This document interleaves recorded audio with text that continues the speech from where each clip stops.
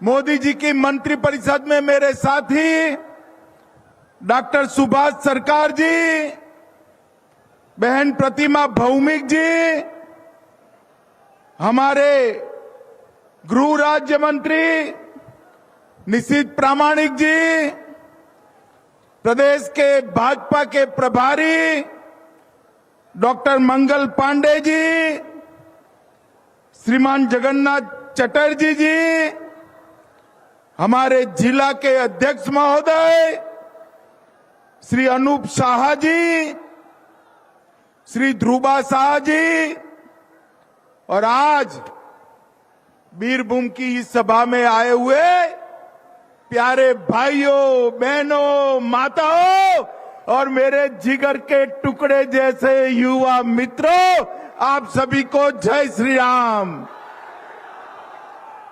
मित्रों, सबसे पहले बीरभूम की ये जनसभा में आप सभी को मैं कल बंगाल का नया साल है, नए वर्ष की बहुत बहुत शुभकामनाएं देकर मेरी बात की शुरुआत करना चाहता हूं। पूरे बंगाल की जनता को नए साल की अग्रिम शुभकामनाएं देता हूं और इस मंच पर से मार्च 2022 में बोक्तुई नरसंहार में मारे गए सभी लोगों को प्रणाम कर कर श्रद्धांजलि देने चाहता हूं। मित्रों, आज मैं जब यहां आया हूं तब गीत गोविंदम के रचयिता श्री जयदेव जी, चंडीदास जी, इन सबको स्मरण करना चाहता हूं। बीरभूम के बाउलों को प्रणाम कर कर यहां के कबियाल, कीर्तनिया और लोक संगीत के सभी लोगों को प्रणाम कर कर मेरी बात की शुरुआत करना चाहता हूं। माताओं, भाइयों, बहनों, आज 14 अप्रैल है, बैसाखी है। आज 14 अप्रैल है, आम्बेडकर जयंती है और आम्बेडकर जयंती के निमित्त बंधारण के रचयिता बाबा साहेब आम्बेडकर को भी प्रणाम कर कर मेरी बात की शुरुआत करना चाहता हूं। मोदी जी ने 14 अप्रैल को राष्ट्रीय समरसता दिन घोषित किया, 26 नवंबर को संविधान दिन घोषित किया। इसके साथ साथ मऊ में आम्बेडकर जी के जन्म स्थान पर शिक्षा भूमि बनाया, लंदन में भी उनका स्मारक बनाया, नागपुर में दीक्षा भूमि बनाया, दिल्ली में महापर्यावरण भूमि बनाया और मुंबई में चैत्य भूमि बनाकर आम्बेडकर जी के 5 तीर्थ बनाने का काम किया। और मोदी जी ने ही देश में पहली बार गरीब घर की संथाली आदिवासी बहन द्रौपदी मुर्मू को महामहिम द्रौपदी मुर्मू राष्ट्रपति बनाने का सम्मान दिया। देश में पहली बार आदिवासी महिला को राष्ट्रपति बनाने का काम हमारे नरेंद्र मोदी जी ने किया है। मित्रों, विधानसभा चुनाव में बंगाल की इस महान जनता ने हमें 77 सीट दिए हैं।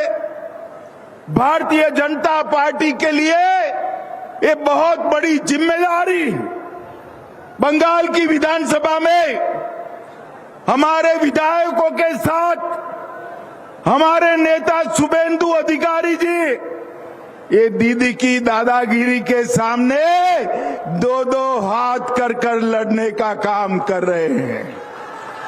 दीदी के भ्रष्टाचार को खुला करने का काम कर रहे हैं और भारतीय जनता पार्टी बंगाल जो संघर्ष कर रही है, इसी के कारण एक गौ तस्करी करने वाले आप ही के यहाँ के नेता को जेल के सलाखों के पीछे जाना पड़ा है।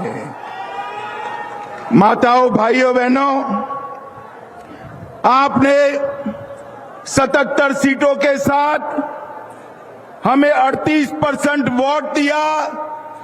मैं आज बंगाल की जनता को कहने आया हूं, 2024 के चुनाव में बाकी की कसर पूरी कर दीजिए। बंगाल में 35 से ज्यादा सीटें भारतीय जनता पार्टी को देकर मोदी जी को प्रधानमंत्री बनाइए। मुझे बताओ वीरभूम वालों, बंगाल में 35 से ज्यादा सीटें कमल की दोगे क्या? जोर से बोलिए, देंगे क्या? मोदी जी को फिर से प्रधानमंत्री बनाएंगे क्या? ये दीदी और भतीजा का जो जुर्म है ना जुर्म? जोर से बोलो, है ना जुर्म? ये जुर्म को हटाने का एकमात्र रास्ता भारतीय जनता पार्टी है।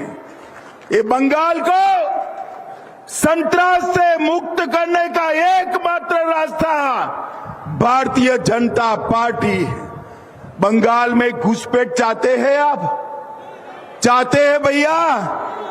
घुसपैठ चाहते हैं?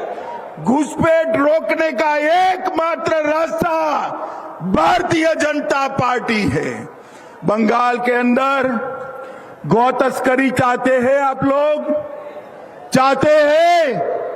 असम के अंदर घुसपैठ भी रुक गई, गौ तस्करी भी रुक गई, क्योंकि असम में भारतीय जनता पार्टी की सरकार बनी। 24 में 35 सीट दीजिए, मैं बताता हूं 25 की जरूरत नहीं पड़ेगी। 25 के पहले ही ममता दीदी की सरकार कड़ड़ भूस हो जाएगी। और मित्रों, एक बार बंगाल में कमल खिलाइए, ना बम धमाके होंगे, ना रामनवमी पर हमले होंगे, ना अत्याचार होगा, ना घुसपैठ होगी, ना गौ की तस्करी होगी। बंगाल के अंदर जिस प्रकार का भ्रष्टाचार चल रहा है, वो भ्रष्टाचार मिटाने का एकमात्र रास्ता भारतीय जनता पार्टी। माताओं, भाइयों, बहनों, अभी रामनवमी के जुलूसों पर रिसरा और हावड़ा में हमला हुआ। मैं पूछना चाहता हूं, बंगाल के अंदर रामनवमी का जुलूस निकलना चाहिए या नहीं निकलना चाहिए? जोर से बोलिए, निकलना चाहिए या नहीं निकलना चाहिए? अगर रामनवमी का जुलूस शांति से बंगाल में नहीं निकलेगा तो कैसे चलेगा? मगर तृणमूल कांग्रेस की तुष्टीकरण की राजनीति के कारण ये हिम्मत बढ़ी है। मैं आपको विश्वास दिलाता हूं, एक बार बंगाल लोकसभा चुनाव में मोदी जी को 35 सीट दे, यहां भाजपा सरकार बनाए, किसी की भी मजाल नहीं है बंगाल में रामनवमी के जुलूस पर हमला करने की, किसी की हिम्मत नहीं होगी। मित्रों, दीदी के शासन में बंगाल बम धमाकों का सेंटर बन चुका है। अभी अभी एनआईए ने बीरभूम में 80,000 से ज्यादा डिटोनेटर और 27,000 किलो एमोनियम नाइट्रेट जब्त किया। अगर एनआईए ने न पकड़ा होता तो कितने लोगों की जान बम धमाकों में जाती कोई नहीं गिन सकता।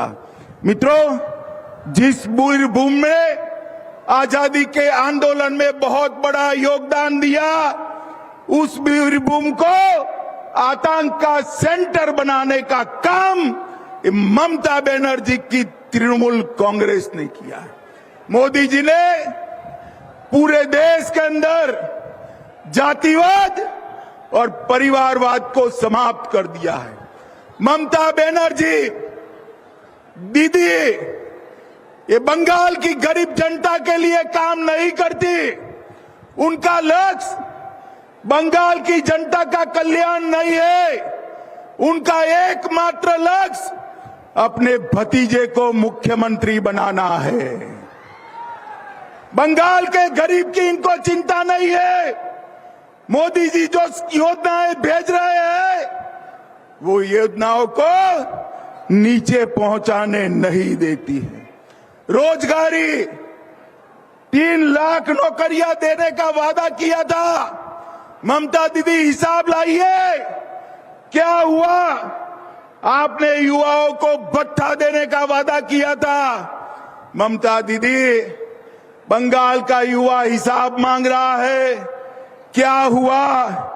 आपने तो जो भर्ती होती थी उसमें भी इतना घोटाला किया कि 2 ट्रक भरकर ईडी को रुपया ले जाना पड़ा। 2 ट्रक भरकर 21 करोड़ रुपया इनके मंत्रियों के घर से मिलता है। अरे शर्म करो तृणमूल वालों। एक बंगाल की गरीब युवाओं का पैसा है। बंगाल के युवाओं को नौकरी में भ्रष्टाचार कर अपने बंगले बना रहे हो। और जब मोदी जी जेल में डालते हैं तो कहते हैं अत्याचार हुआ है। अरे मुझे बताओ बीरभूम वालों, जिनके घर से 21 करोड़ रुपया कैश मिले उनको जेल में डालना चाहिए या नहीं डालना चाहिए? जोर से बोलो, डालना चाहिए या नहीं डालना चाहिए? अरे ममता दीदी, आप और आपका भतीजा जो करना है कर लीजिए। भ्रष्टाचार के खिलाफ ये लड़ाई नहीं रुकने वाली है। हम भ्रष्टाचार को समाप्त कर रहेंगे। नौकरियों पर बंगाल के युवा का अधिकार है। बंगाल के युवा को नौकरी देने के लिए आप भ्रष्टाचार नहीं कर सकती हो। मित्रों, मैं ममता दीदी को पूछना चाहता हूं, इतने साल से आप बंगाल में मुख्यमंत्री है, आपने बंगाल की जनता के लिए क्या किया? मोदी जी ने 2.5 साल से बंगाल के हर घर में, हर गरीब के घर में प्रति व्यक्ति प्रति माह 5 किलो चावल फ्री ऑफ कॉस्ट भेजने का काम किया है। माताओं, भाइयों, बहनों, मोदी जी जो चावल भेजते हैं, ममता दीदी ठेले के ऊपर अपना नाम लगाने का काम करती है, फोटो लगाने का काम। अरे ममता दीदी, मुफ्त में काहे को फोटो लगाती हो? मोदी जी 5 किलो भेजते हैं और 5 किलो दे देती और फोटो लगाती तो बंगाल वालों को 10 किलो चावल मिल जाता। माताओं, भाइयों, बहनों, 8 करोड़ देश में 8 करोड़ गरीबों के घर में पीने का पानी मोदी जी ने भेजा है। और अकेले बंगाल में 57 लाख गरीबों के घर में शुद्ध पीने का पानी नल से भेजने का काम भारतीय जनता पार्टी के नेता और हमारे प्रधानमंत्री नरेंद्र मोदी जी ने दिया है। पहले सिर्फ 50,000 घर में था, अब 57 लाख घरों में पीने का पानी पहुंचा है। 57 लाख लोगों को, लगभग 2,61,000 घरों को पहुंचा है। माताओं, भाइयों, बहनों, कोलकाता मेट्रो के लिए हमने 1,000 करोड़ दिया। चितरंजन कैंसर सेंटर के लिए 15 करोड़ दिया। सत्यजीत रे फिल्म टेलीविजन संस्थान के लिए 63 करोड़ दिया। वंदे भारत ट्रेन 7,800 रुपये की लागत से शुरू की। 411 करोड़ रुपए से 11 नए रोड बनाए। स्वच्छ भारत योजना के तहत 74 लाख घरों में टॉयलेट बनाने का काम किया और आयुष्मान भारत के तहत पूरे भारत में लगभग 55 करोड़ गरीबों को 5 लाख तक की मुफ्त में दवाई देने का काम मोदी जी कर रहे हैं। मगर बंगाल वालों, आपको नहीं मिल रही है क्योंकि ममता दीदी नहीं चाहती कि आयुष्मान भारत योजना यहां चालू हो। मैं आपको विश्वास दिलाता हूं, एक बार बंगाल में भाजपा सरकार बनाइए, 8 करोड़ लोगों को 5 लाख तक की पूरी स्वास्थ्य की सुविधाएं हम फ्री ऑफ कॉस्ट दे देंगे। बंगाल के अंदर 1,08,000 खाली वीरभूम में 1,08,000 एलपीजी सिलेंडर दिए। बंगाल में 52 लाख घरों में उज्ज्वला योजना का गैस नरेंद्र मोदी जी ने पहुंचाया। माताओं, भाइयों, बहनों, विकास का हिसाब किताब लेकर ममता बनर्जी नहीं आएगी। मैं आज आपको पूछने आया हूं, जिनको भारत सरकार ने गौ तस्करी में जेल में डाला, ऐसे नेताओं को आज भी जिला का अध्यक्ष बनाए रखा है। वीरभूम वालों, बताओ, बंगाल में से संतरास मुक्ति चाहते हो या नहीं चाहते हो? जोर से बोलो, चाहते हो या नहीं चाहते हो? बम धमाका बंद करना चाहते हो या नहीं चाहते हो? एक गौ तस्करी बंद करना चाहते हो या नहीं चाहते हो? एक घुसपैठ बंद करना चाहते हो या नहीं चाहते हो? भ्रष्टाचार बंद करना है या नहीं है? ये भाई भतीजावाद बंद करना है या नहीं करना है? मुझे बताओ, ममता दीदी कर सकती है? जोर से बोलो, कर सकती है? हाथ ऊपर करो, कर बोलो, कर सकती है? केवल और केवल मोदी जी कर सकते हैं। मैं आप लोगों के सामने गारंटी देकर जाता हूं, भारतीय जनता पार्टी ममता दीदी के ये हिटलर जैसे शासन को नहीं चलने देगी। ममता दीदी, आप भले स्वप्न देख रही हो आपके बाद आपका भतीजा मुख्यमंत्री बने। मैं बीरभूम में बताकर जाता हूं, अगला मुख्यमंत्री भारतीय जनता पार्टी का बनने जा रहा है। और मित्रों, इसका ट्रेलर 2024 में करना है। बंगाल के अंदर 35 सीटें जीतकर फिर से मोदी जी को प्रधानमंत्री बनाना है। मुझे बताओ, पाकिस्तान को मजबूत जवाब ममता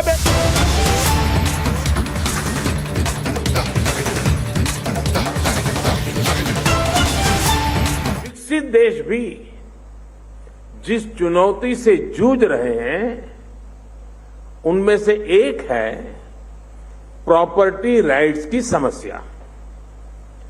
प्रॉपर्टी राइट्स स्पष्ट न होने से देश का विकास रुकता है, अदालतों पर मुकदमों का बोझ बढ़ता है।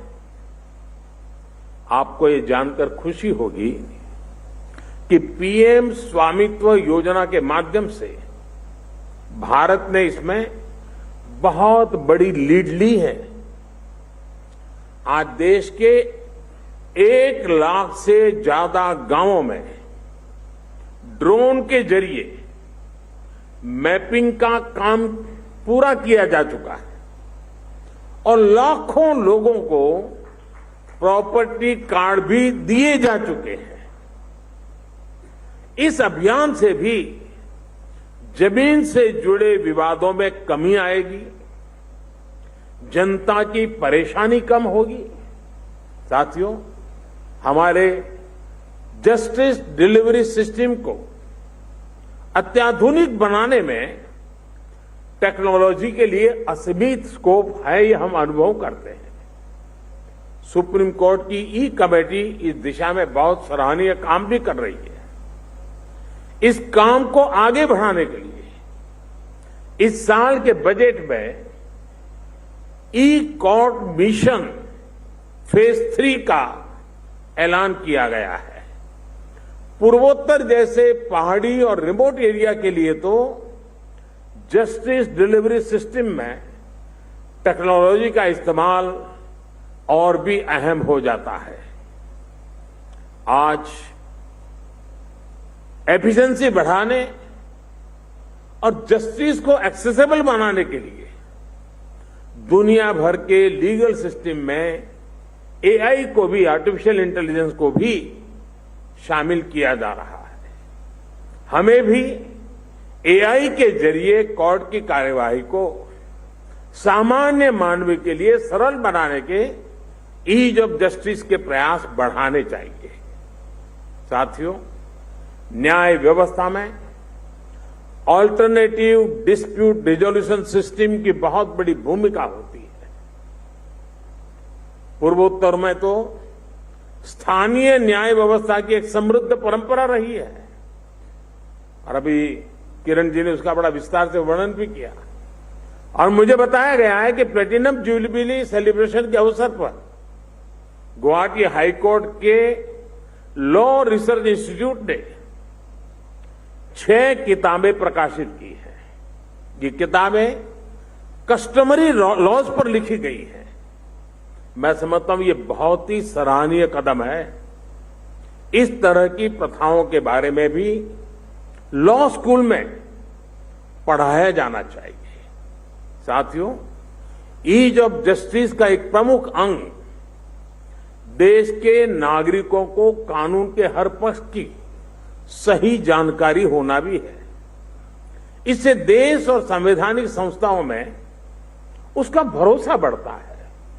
इसलिए सरकार में हमने एक और प्रक्रिया शुरू की है। जब कोई नया कानूनी मसौदा तैयार होता है तो उसका एक सिंपल वर्जन भी तैयार करने पर जोर दिया जा रहा है। कोशिश यही है कि कानून ऐसी भाषा में लिखा जाए जो लोगों को आसानी से समझ में आ जाए। ऐसी ही अप्रोच हमारे देश की अदालतों के लिए भी बहुत मददगार साबित होगी। आपने देखा होगा, हमने एक भाषिणी प्लेटफॉर्म लॉन्च किया है ताकि हर भारतीय अपनी भाषा में इंटरनेट और उससे जुड़ी सेवाएं हासिल कर सके। मेरा आपसे भी आग्रह है कि आप इस भाषिणी वेब पर जरूर जाके देखिए, बहुत सामर्थ्यवान है। विभिन्न कोर्ट्स में भी इस प्लेटफॉर्म का लाभ लिया जा सकता है। साथियों, एक अहम विषय जिसको ऋषिकेश जी ने भी उल्लेख भी किया, हमारी जेलों में बड़ी संख्या में अनावश्यक रूप से बंद कैदियों का भी रहता है। हमारे मेहता जी ने भी उसका उल्लेख किया। किसी के पास जमानत के पैसे नहीं है तो किसी के पास जुर्माना भरने के पैसे नहीं है, और कुछ लोग ऐसे हैं जो सब कुछ हो गया है लेकिन परिवार के लोग ले जाने के लिए तैयार नहीं है। ये सब लोग गरीब और कमजोर वर्ग से आते हैं।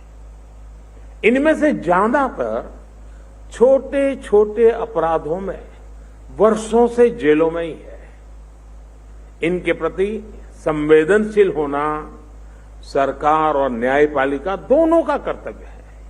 इसलिए इस साल के बजट में हमने ऐसे कैदियों को आर्थिक मदद देने के लिए अलग से प्रावधान कर दिया है। केंद्र सरकार ये बजट राज्य सरकारों को देगी ताकि इन कैदियों को आर्थिक सहायता देकर उन्हें जेल से बाहर निकाला जा सके। साथियों, हमारे यहां कहा जाता है, धर्मो रक्षति रक्षितः।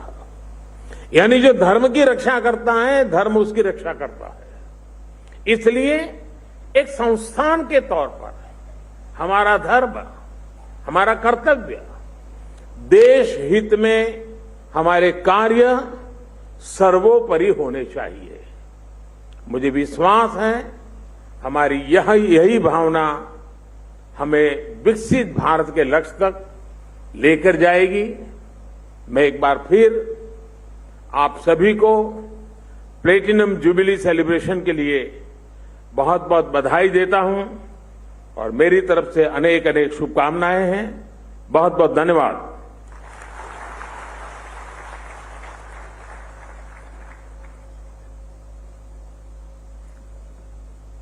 आपके आशीर्वचन के लिए धन्यवाद महोदय।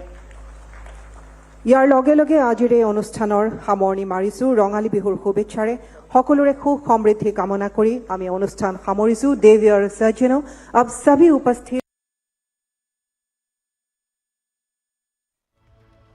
All right, the Platinum Jubilee celebrations at the High Court there in Assam. The Prime Minister speaking there, a big address at the Assam High Court event. He is in Assam and he is in fact there to lay out many important projects. He already inaugurated the first aims of Northeast in Assam. Taking a very short break as we continue to be live and breaking on India's #1 news network. First, son gunned down in encounter. Now Atik and brother quizzed by the ATS.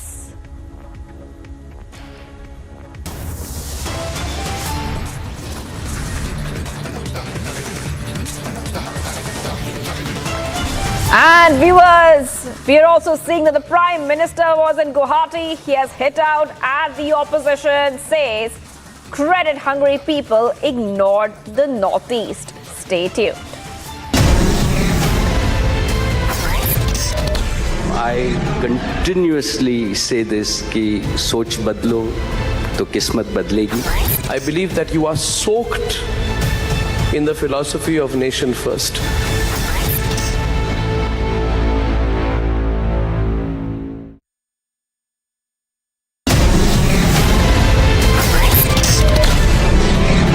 Most fundamentally important to us as a narrative for the next 5 years.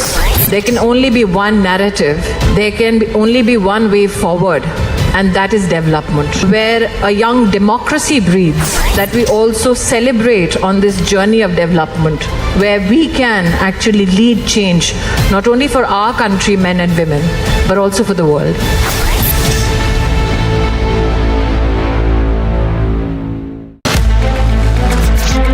Junior world champion रहे हैं Neeraj Chopra. T20 में best one पदक जीत लिया है भारत के thrower Neeraj Chopra ने।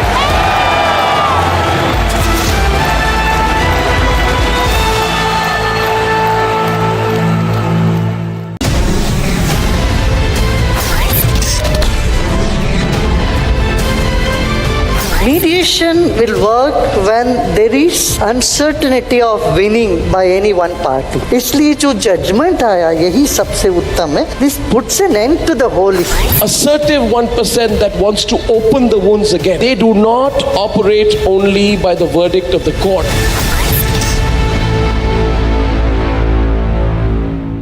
Today we recall the patriotism of those brave service officers, police persons, civilians who rubbed their shoulders to defeat terrorism at Mumbai, and the patriotic fervor that was generated by them, I think has generated a new kind of nationalism amongst the citizens of our country.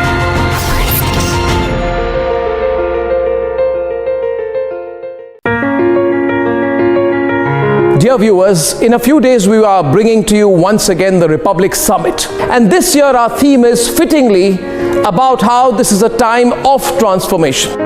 Yes, this is a time of transformation for an India that is growing 4 times faster than the world average. It is a time of transformation for an India whose manufacturing exports grow 40% year on year on the back of COVID, while China witnesses a major loss. This is a time of transformation, of opportunity for India that has let go of the dollar hangover, and the rupee is closer to being accepted as international currency. And nearly 60% of all digital payments are already UPI based. Isn't this the very moment to come together and think of how we can make the transformation even quicker? So please join me and join all of us at Republic TV as we bring to you the Republic Summit this year on the theme of a time of transformation. See you there.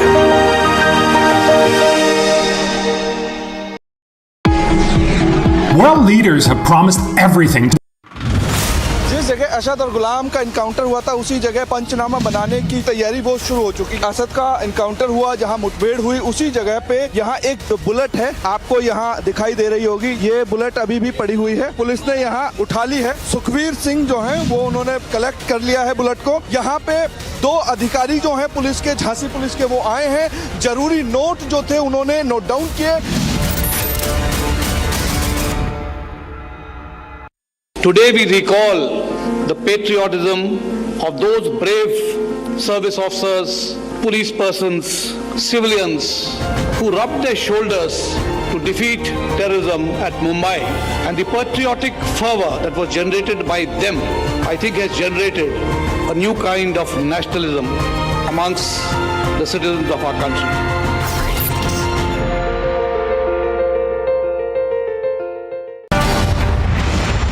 Was there an email that was sent to you from Shashi Tharoor asking for help? On you show me the mail. No, the fact is that you are saying there is an email or no?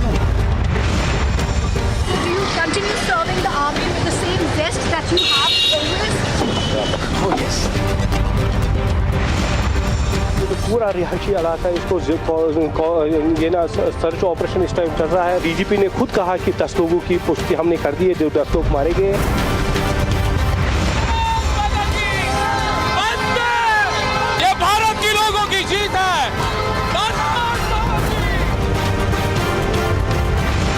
स्थिति तनावपूर्ण है। ठीक लाल किले के सामने मैं इस वक्त मौजूद हूं। कथित लोग हैं जो दरअसल यहां इन्होंने पूरा उत्पात मचाया हुआ है।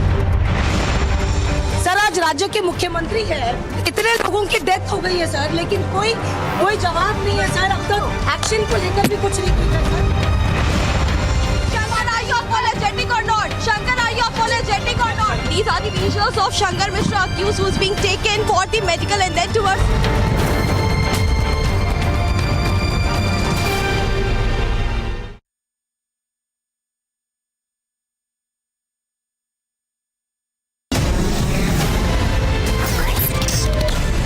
All of the BJP leadership, everyone is criticizing the Mahagathbandhan, but Gadkari is one senior leader in the BJP who has never taken on the Gathbandhan. महागठबंधन जो वीक है, जो डिफीटेड है, ऐसे अशक्त लोगों की अलायंस का नाम है महागठबंधन।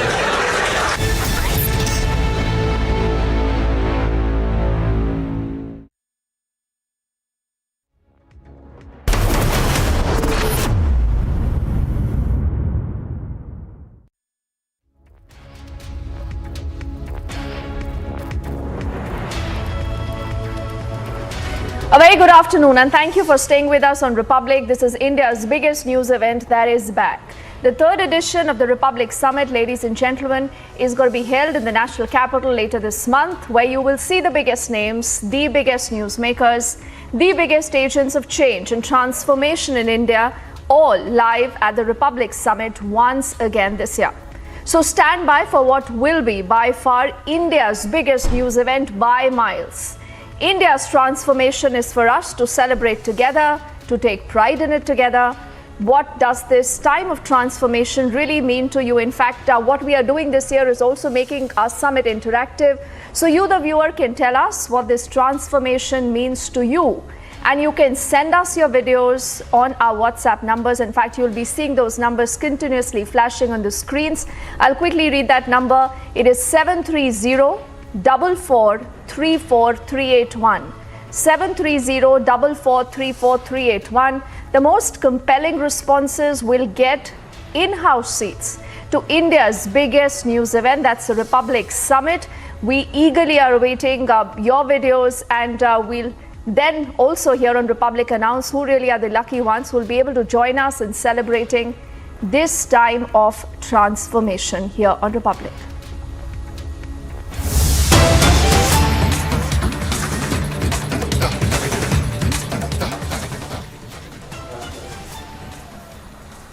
వచ్చింది హెలిప్యాడ్. అందరి దృష్టి ఆకాశం వైపే. ఆకాశం అంటే అనంతం. మన జీవితంలో మన గోల్స్, మన గమ్యాలు, మన టార్గెట్ కూడా అనంతంగా పెట్టుకోవాలి. ఒక ఉక్కు సంకల్పాన్ని, దృఢ సంకల్పాన్ని జ్ఞానంతో దాన్ని సత్యం చేసుకుని అదిగో చూడండి, డాక్టర్ బాబాసాహెబ్ అంబేద్కర్ విగ్రహాన్ని పైన పూల వర్షం. ఎన్నో సంవత్సరాలుగా కన్నీటి వర్షంలో ఉన్న కుటుంబాల్ని తన వేళ్లతో తుడిచిన మహనీయుడు డాక్టర్ బాబాసాహెబ్ అంబేద్కర్ గారి చేత కాన్స్టిట్యూషన్ ఆఫ్ ఇండియా, భారత రాజ్యాంగ గ్రంథాన్ని చూస్తూ ఉన్నాం. అదిగో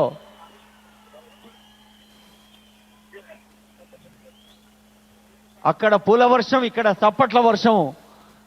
ప్రతి సామాన్య పౌరుడు, every citizen is taking part in this grand occasion. ఇక్కడ సభలో ఉన్నవారే కాకుండా మరి వివిధ ప్రసార మాధ్యమాల ద్వారా చూస్తున్న వాళ్ళు, తెలంగాణ రాష్ట్ర వ్యాప్తంగా, ఇతర రాష్ట్రాలు, దేశంలో అంతర్జాతీయంగా ఉన్న అందరూ ఈ పండుగలో పాల్గొంటున్న ఆనందాన్ని సొంతం చేసుకుంటున్నారు. ఈ పూలవాన మధ్య మన గుండె తడిని ఒక ఆత్మీయపు జడివానగా మార్చి డాక్టర్ బిఆర్ అంబేద్కర్ గారి విగ్రహావిష్కరణలోని తర్వాతి ఘట్టం గౌరవనీయులైన ముఖ్యమంత్రి వర్యులు, గౌరవ అతిథి, షెడ్యూల్డ్ కులాల సంక్షేమం కోసం కృషి చేస్తున్న మంత్రివర్యులు కొప్పుల ఈశ్వర్ గారు, మరి ఈ నిర్మాణ కార్యక్రమాల్ని పర్యవేక్షించిన రోడ్లు భవనాల శాఖ మంత్రులు ప్రశాంత్ రెడ్డి గారు, ఇంకా ఎందరో మంత్రివర్యులు, మంత్రివర్గ బృందం, అలాగే ప్రజాప్రతినిధులందరూ ముఖ్యమంత్రి గారి వెంట along with the Telangana Chief Minister K. Chandrasekhar Rao. Chief Minister K. Chandrasekhar Rao along with other ministers are now going to inaugurate the Ambedkar statue of 125 feet. Ambedkar గారు 3 పర్యాయాలు పార్లమెంట్ సభ్యులుగా మహారాష్ట్ర అకోలా నుండి సేవలు అందించున్నారు. అంబేద్కర్ గారి వారసత్వాన్ని పుణికిపుచ్చుకొని ప్రకాష్ అంబేద్కర్ along with అణగారిన వర్గాల అభ్యున్నతి కోసం, బడుగు వర్గాల్ని అణిచివేస్తున్న సందర్భాల్ని దూరం చేయటం కోసం ఎన్నో వేదికలపై ఉపన్యసిస్తూ, ఎన్నో పేపర్స్ ప్రజెంట్ చేస్తూ ప్రకాష్ అంబేద్కర్ గారు అనేక కార్యక్రమాల్లో పాల్గొన్నారు. అదిగో మన ఆనరబుల్ ముఖ్యమంత్రి వర్యులు, అలాగే Prakash Ambedkar has been taking part in various several programs. వెళ్తున్న దృశ్యాన్ని చూస్తూ ఉన్నాం. ఒక వ్యక్తి వ్యక్తిత్వం, విషయ పరిజ్ఞానం, కష్టపడే తత్వం, నియమబద్ధంగా, నీతిబద్ధంగా, క్రమశిక్షణతో జీవితాన్ని నడిపించినప్పుడు మాత్రమే అవరోధాన్ని అధిగమించగలిగే సంకల్ప శుద్ధి సాధ్యమవుతుంది. అప్పుడు మాత్రమే వైఫల్యాల్ని లెక్క చేయకుండా సాఫల్యం కోసం ముందుకు సాగి several such programs which are being అదిగో బౌద్ధ గురువులు అత్యంత దూరం నుంచి మనం తెలంగాణ ప్రభుత్వం సభక్తికంగా ఆహ్వానించింది. బౌద్ధ గురువుల ఆశీస్సులు అందుకున్నారు ముఖ్యమంత్రి వర్యులు. ఇప్పుడు బౌద్ధ గురువులందరూ కలిసి ఈ సాగుతున్న దృశ్యాన్ని చూస్తూ ఉన్నాం. హెలికాప్టర్ ద్వారా మరో రౌండ్ పూల వర్షాన్ని కురిపిస్తున్నది. మన చప్పట్లతో ఆ ఆవిష్కరణలో అందరం కూడా కలిసి పాల్గొందాం. Floral tributes being paid to B.R. Ambedkar. అందరూ ఖాళీగా ఉన్న వాళ్ళు చప్పట్లు కొట్టండి, వీడియోలు తీసుకునే వాళ్ళు వీడియోలు కొడతారు.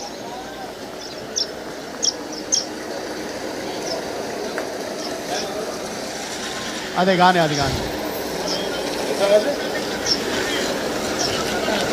అదిగో ఆరంభ ఫలకాన్ని ఆవిష్కరిస్తున్న దృశ్యాన్ని చూస్తున్నాం. Honourable CM is inaugurating the plate. విగ్రహంతో పాటు మనకు అంబేద్కర్ గారి రచనల్ని, అంబేద్కర్ గారి జీవన ఘట్టాల్ని మన కళ్ళ ముందు. So those are images that are just coming in of KCR there unveiling what is the tallest statue of B.R. Ambedkar today on his anniversary. and a huge political statement that is also being made by KCR. We'll have to wait and see whether this outreach, remember, is able to help the BRS in any way possible this election season. Aneri there was translating what we were hearing earlier from those present at the ceremony.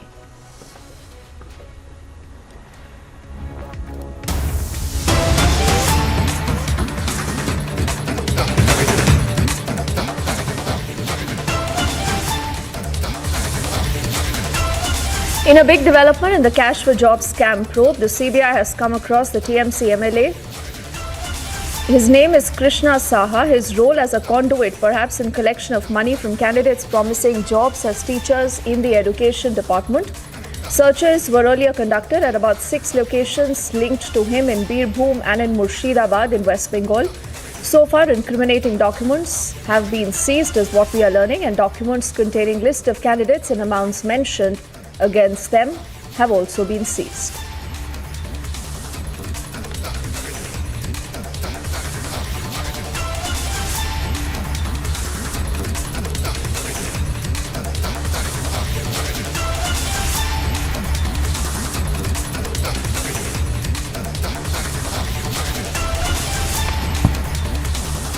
Shavan is joining us on the phone line. He has more details. Shavan, first up, why don't you tell us more about what we do know, whether there has been any recovery in these searches and the larger role of the TMC MLA, Krishna Saha, and his role here, Shavan?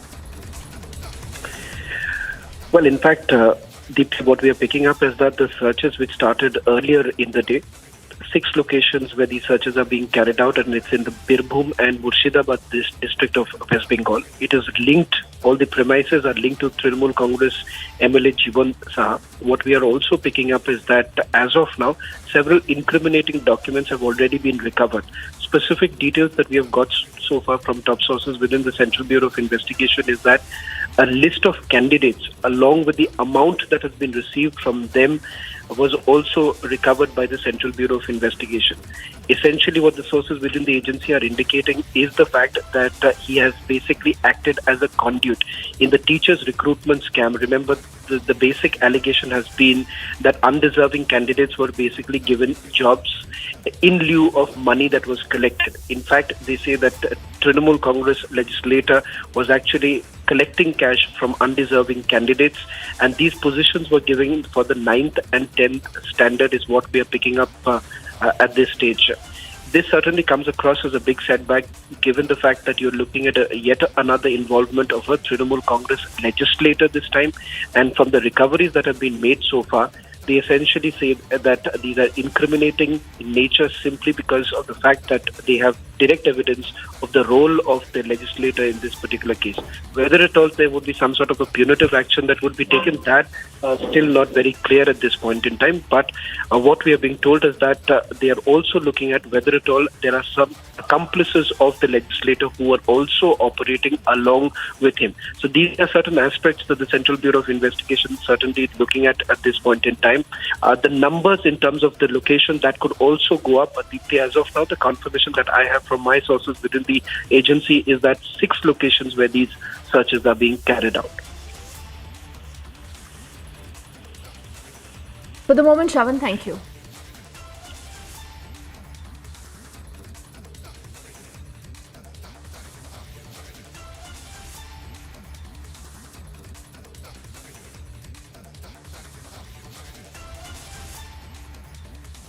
And now to our next big story. The Zerodha CEO Nikhil Kamath has shared some data by international agencies on his social media pages that show how India has the least recession probability in the entire world and the highest GDP projection. Now he's tweeted, and I'm just quoting from his tweet, to many friends who've graduated from fancy colleges in the US, he says, working there, considering moving back home to start something, all indications point to India being the place to be this decade. From a relative standpoint, for an entrepreneur, the opportunity is here, he says, unquote. And let's make sense of this with a noted economist who's joining us on the broadcast as we continue to track that story. Yogendra Kapoorji is with us live. Yogendraji, thank you for speaking to us on Republic. How would you view, this entire concern that possibly today has bothered the entire world, saying where our economy is today headed post-COVID. How will we, really stand up? Where do you think India today stands? Is India that bright spot in an otherwise, dark, gloomy-looking world, as even the World Bank again and again has underscored? Right. First of all, I would like to say that the next decade belongs to India. Now, there are several factors which basically, pinpoint towards that aspect. India enjoys the greatest of demographic dividend in the form of largest number of youth in the world. Indian government has time and again projected that it's acting more as a facilitator now and not as a roadblock in the development of the ecosystem. Government has made its all-out efforts towards bringing about transparency in the processes through digitization. We see that the Indian government is supporting the startup culture, and that is precisely the reason if we see that India today enjoys the fastest growth in startups as well as the creation of unicorns. So I foresee that, we are in for bright times, and as I also see that slowly and slowly, India is moving from a hard-working nation towards a smart-working nation. Now, I also see that Europe as well as United States, they are facing a situation of recession.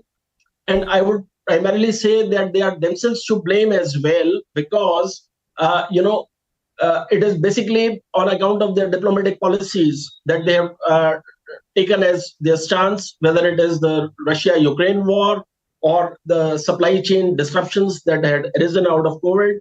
So I feel that India enjoys the bright spot because even in terms of the latest IMF projection of the World Economic Outlook report, the world output projection, the chart is being headed by India, and we see that the United States is at number 7 as such. So I see that we see in India that there is going to be a consistent growth in demand as well as the consumption. And we enjoy a large market which is here to absorb not only in terms of the production that is taking place for within the country utilization, but also for the export purposes. So I also foresee that India enjoys the position of a knowledge factory, and I don't see that it can be overturned by any other nation in terms of we being the fastest growing factory in terms of finding solutions, specifically regarding the services sector is concerned. Okay, Yogendraji, I'm sure there are going to be a lot of challenges, considering that you're looking at unemployment, that still perhaps is one issue that the government is right now dealing with, poverty, and, post-COVID, there are clearly a lot of challenges when it comes to even the MSME sector. A lot of mudra loans that have also been given by the government to ensure that, all these MSME sectors are able to stand up and they are back on their feet yet again. If I were to ask you that, what do you believe are the top 3 challenges that the government needs to address right away to ensure that India continues to be where it is, what would you say they are? Absolutely. The first and the foremost important aspect in a consistent growth, as I foresee, is the development of skills in this country. We are already witnessing that people who have the required requisite skills, they are growing at a pace which India has not seen ever before in the past. At the same time, we also see that there is a situation that people who don't have the requisite skills, there we see that their growth is not at all taking place. Rather, they are stagnant, or in terms of they are not able to match the inflation standards. Here I am specifically pointing towards the lower strata or the poor class of this country. So I definitely see that the gap between the rich and the poor is increasing, which is not a good sign for any nation. So I think the most important aspect for the government is that they should focus on education and health, because if you have people who have the capacity to work hard, who have the capacity to learn. That is how we will see that we will be able to consistently have an edge over other nations in the world. All right, and one must say, fingers crossed, Yogendra Kapoorji, this clearly is music to our ears, considering that, it's the G20 presidency this year also. India is looking at that favorable destination that can attract a lot of investment. The growth indicators are moving in the right direction. We look forward to speaking to you again, sir, and I thank you for your time and insight into that big story here as we also head into a quick break right now. But on the other side, we are back with our other top focus stories that we are tracking closely this afternoon. The encounter politics continues. Akhilesh Yadav is at it again. He questions the timing and he now says that this encounter happened only for elections and for votes.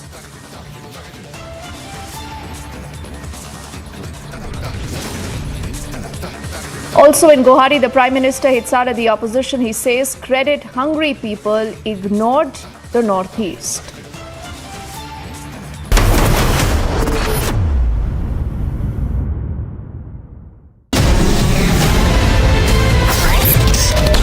I continuously say this कि सोच बदलो तो किस्मत बदलेगी. I believe that you are soaked in the philosophy of nation first.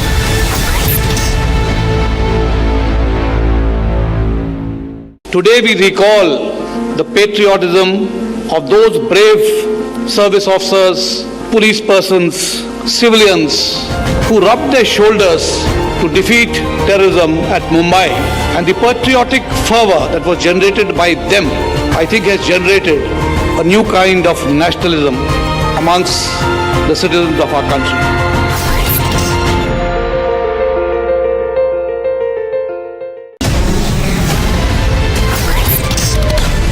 All of the BJP leadership, everyone is criticizing the Mahagathbandhan, but Gadkari is one senior leader in the BJP who has never taken on the Gathbandhan. महागठबंधन जो week है, जो defeated है, ऐसे अशक्त लोगों की alliance का नाम है महागठबंधन.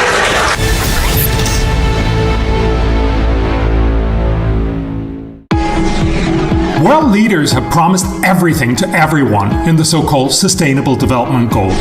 Not surprisingly, the world and all the G20 countries are vastly off track to deliver. Even India won't deliver everything, but India has improved faster than any other G20 nation from 2015 to 19. India shows that prioritizing achievable, deliverable development matters. Yet the rich world incessantly stress climate change. And yes, climate is a challenge, but one of many. And currently, climate policies cost trillions of dollars, yet deliver trivial temperature reductions in a century from now. In a world where we can't do everything, India is uniquely placed to demand the world focus on the most efficient development policies first.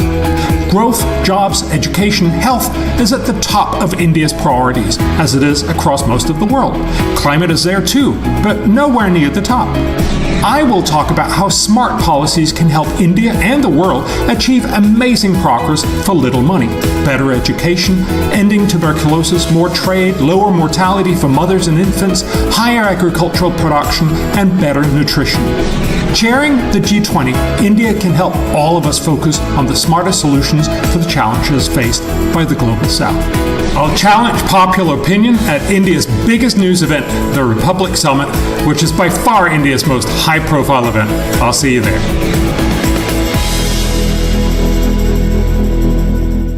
What is the secret for this longevity? In this 40 years, I have done all kinds of films. I've raised the bar. Sometimes I failed miserably. People made fun of me. Films have been successful, critically acclaimed. So it's been a fantastic journey. Just get up in the morning and go for work. And you feel blessed. कि यार आज सुबह आप उठे हैं and you can breathe. You can be grateful to God and be grateful कि आपके पास काम है. I was always a good listener. I would listen to people, learn from them, and that's what you do, and you keep on working. That's it. For me, this is one of the feathers of my career that today Republic Summit, Arnav साहब ने मुझे कहा कि आप आओ, तो मुझे ऐसा लगा this is a proud moment for me.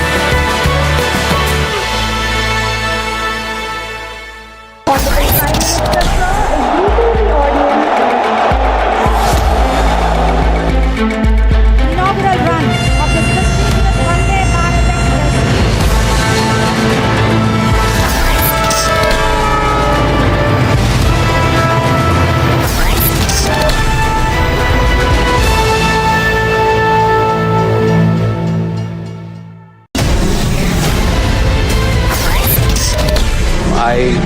continuously say this कि सोच बदलो तो किस्मत बदलेगी.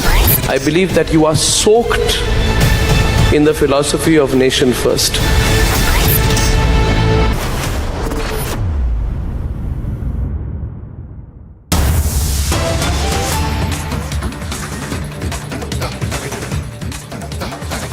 A footbridge collapsed earlier during the Baisakhi celebration at the Beni Sangam in the Bain village. This is Udhampur's Chenani block in Jammu and Kashmir. You're looking at those images on your screens that came to us a little while earlier. 6 people have reportedly been injured. Rescue operations still continue. Police and the other teams already have rushed to the spot, and the operations continue to happen right now to ensure that everyone who right now is caught there is evacuated to safety.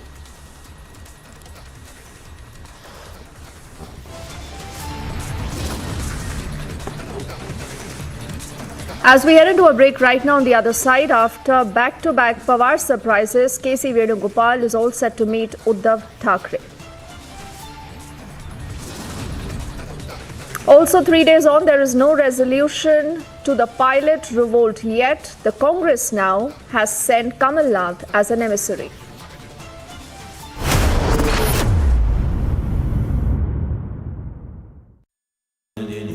Amity has been ranked India's #1 not-for-profit private university for 10 years, with top 10 ranked institutions in management, engineering, biotech, law, masscom, telecom, hospitality, fashion and more.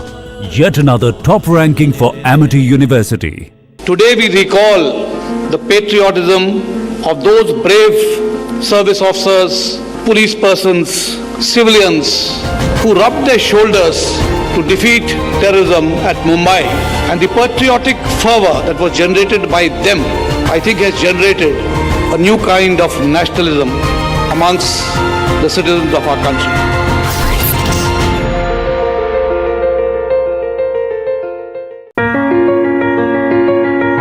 Dear viewers, in a few days we are bringing to you once again the Republic Summit. And this year our theme is fittingly about how this is a time of transformation. Yes, this is a time of transformation for an India that is growing 4 times faster than the world average. It is a time of transformation for an India whose manufacturing exports grow 40% year on year on the back of COVID, while China witnesses a major loss. This is a time of transformation, of opportunity for India that has let go of the dollar hangover, and the rupee is closer to being accepted as international currency. And nearly 60% of all digital payments are already UPI based. Isn't this the very moment to come together and think of how we can make the transformation even quicker? So please join me and join all of us at Republic TV as we bring to you the Republic Summit this year on the theme of a time of transformation. See you there.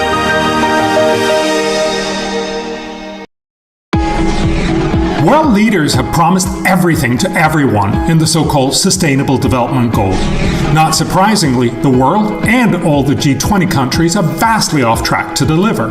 Even India won't deliver everything, but India has improved faster than any other G20 nation from 2015 to 19.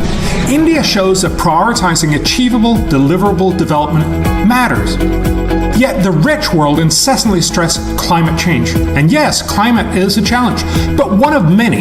And currently, climate policies cost trillions of dollars, yet deliver trivial temperature reductions in a century from now. In a world where we can't do everything, India is uniquely placed to demand the world focus on the most efficient development policies first.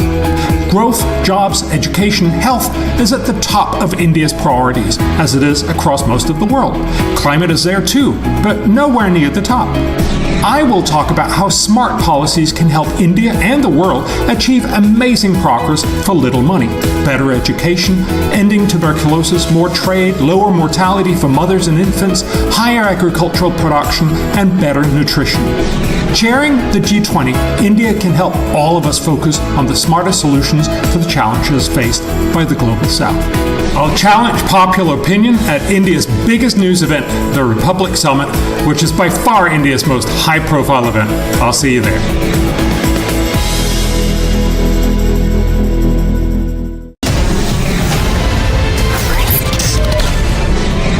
most fundamentally important to us as a narrative for the next 5 years? There can only be one narrative. There can only be one way forward, and that is development. Dear viewers, in a few days we are bringing to you once again the Republic Summit. And this year our theme is fittingly about how this is a time of transformation. Yes, this is a time of transformation for an India that is growing 4 times faster than the world average. It is a time of transformation for an India whose manufacturing exports grow 40% year on year on the back of COVID, while China witnesses a major loss. This is a time of transformation, of opportunity for India that has let go of the dollar hangover, and the rupee is closer to being accepted as international currency. And nearly 60% of all digital payments are already UPI based. Isn't this the very moment to come together and think of how we can make the transformation even quicker? So please join me and join all of us at Republic TV as we bring to you the Republic Summit this year on the theme of a time of transformation. See you there.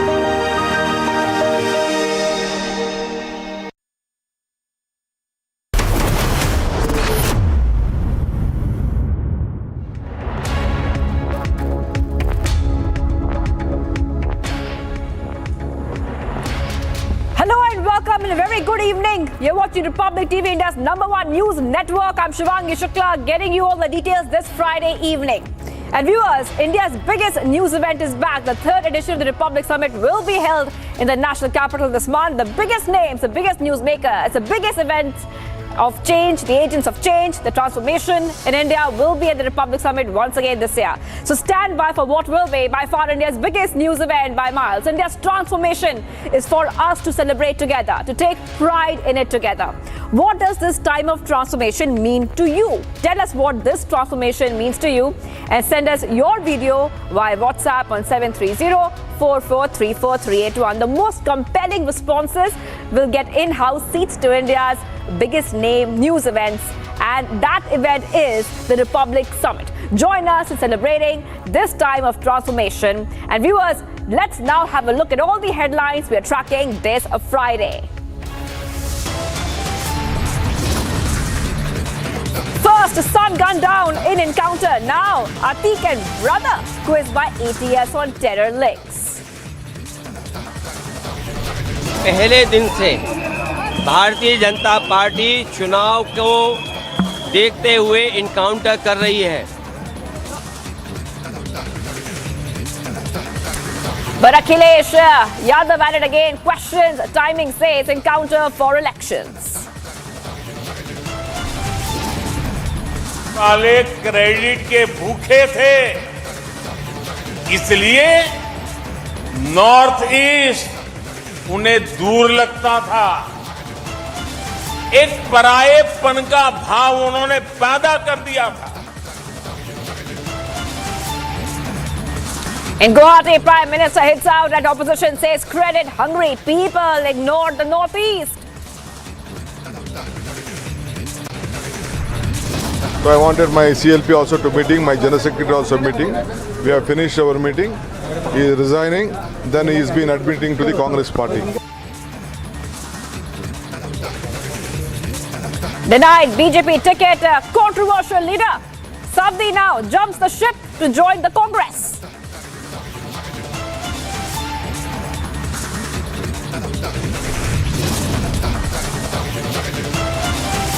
After back-to-back Pawar surprises KC Venugopal to meet Uddhav, is it time up for the MVA?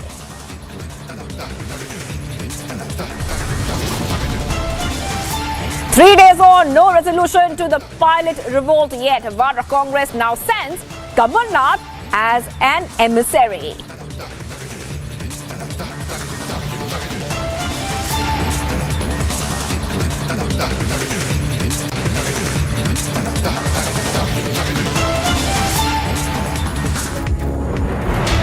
Viewers, let's move ahead to the top story tracking right now, and that is the big battle against the mafia. Yesterday, we saw the encounter of Atiq Ahmed's son, Assad. But a big political storm is brewing right now. Big political storm with some sections questioning the move which was made by Yogi Adityanath. We saw Akhilesh Yadav calling the encounter fake and also adding that it was done just before the elections, a very convenient time, Akhilesh Yadav says. On the other hand, OAC has also questioned the timing of the encounter. Many reactions coming in, many political reactions coming in. Let's play them out. किससे connection निकलते हैं क्या कहें, लेकिन पहले दिन से Bharatiya Janata party चुनाव को देखते हुए इनकाउंटर कर रही है। और एक उदाहरण नहीं है, मैं तो बीजेपी से पूछना चाहता हूं कि जिस बुलडोजर ने, जिन अधिकारियों ने, प्रशासन ने एक ब्राह्मण मां और बेटी के ऊपर बुलडोजर चला दिया, आग लगा दी, उनका क्यों नहीं मिट्टी में मिला दिया।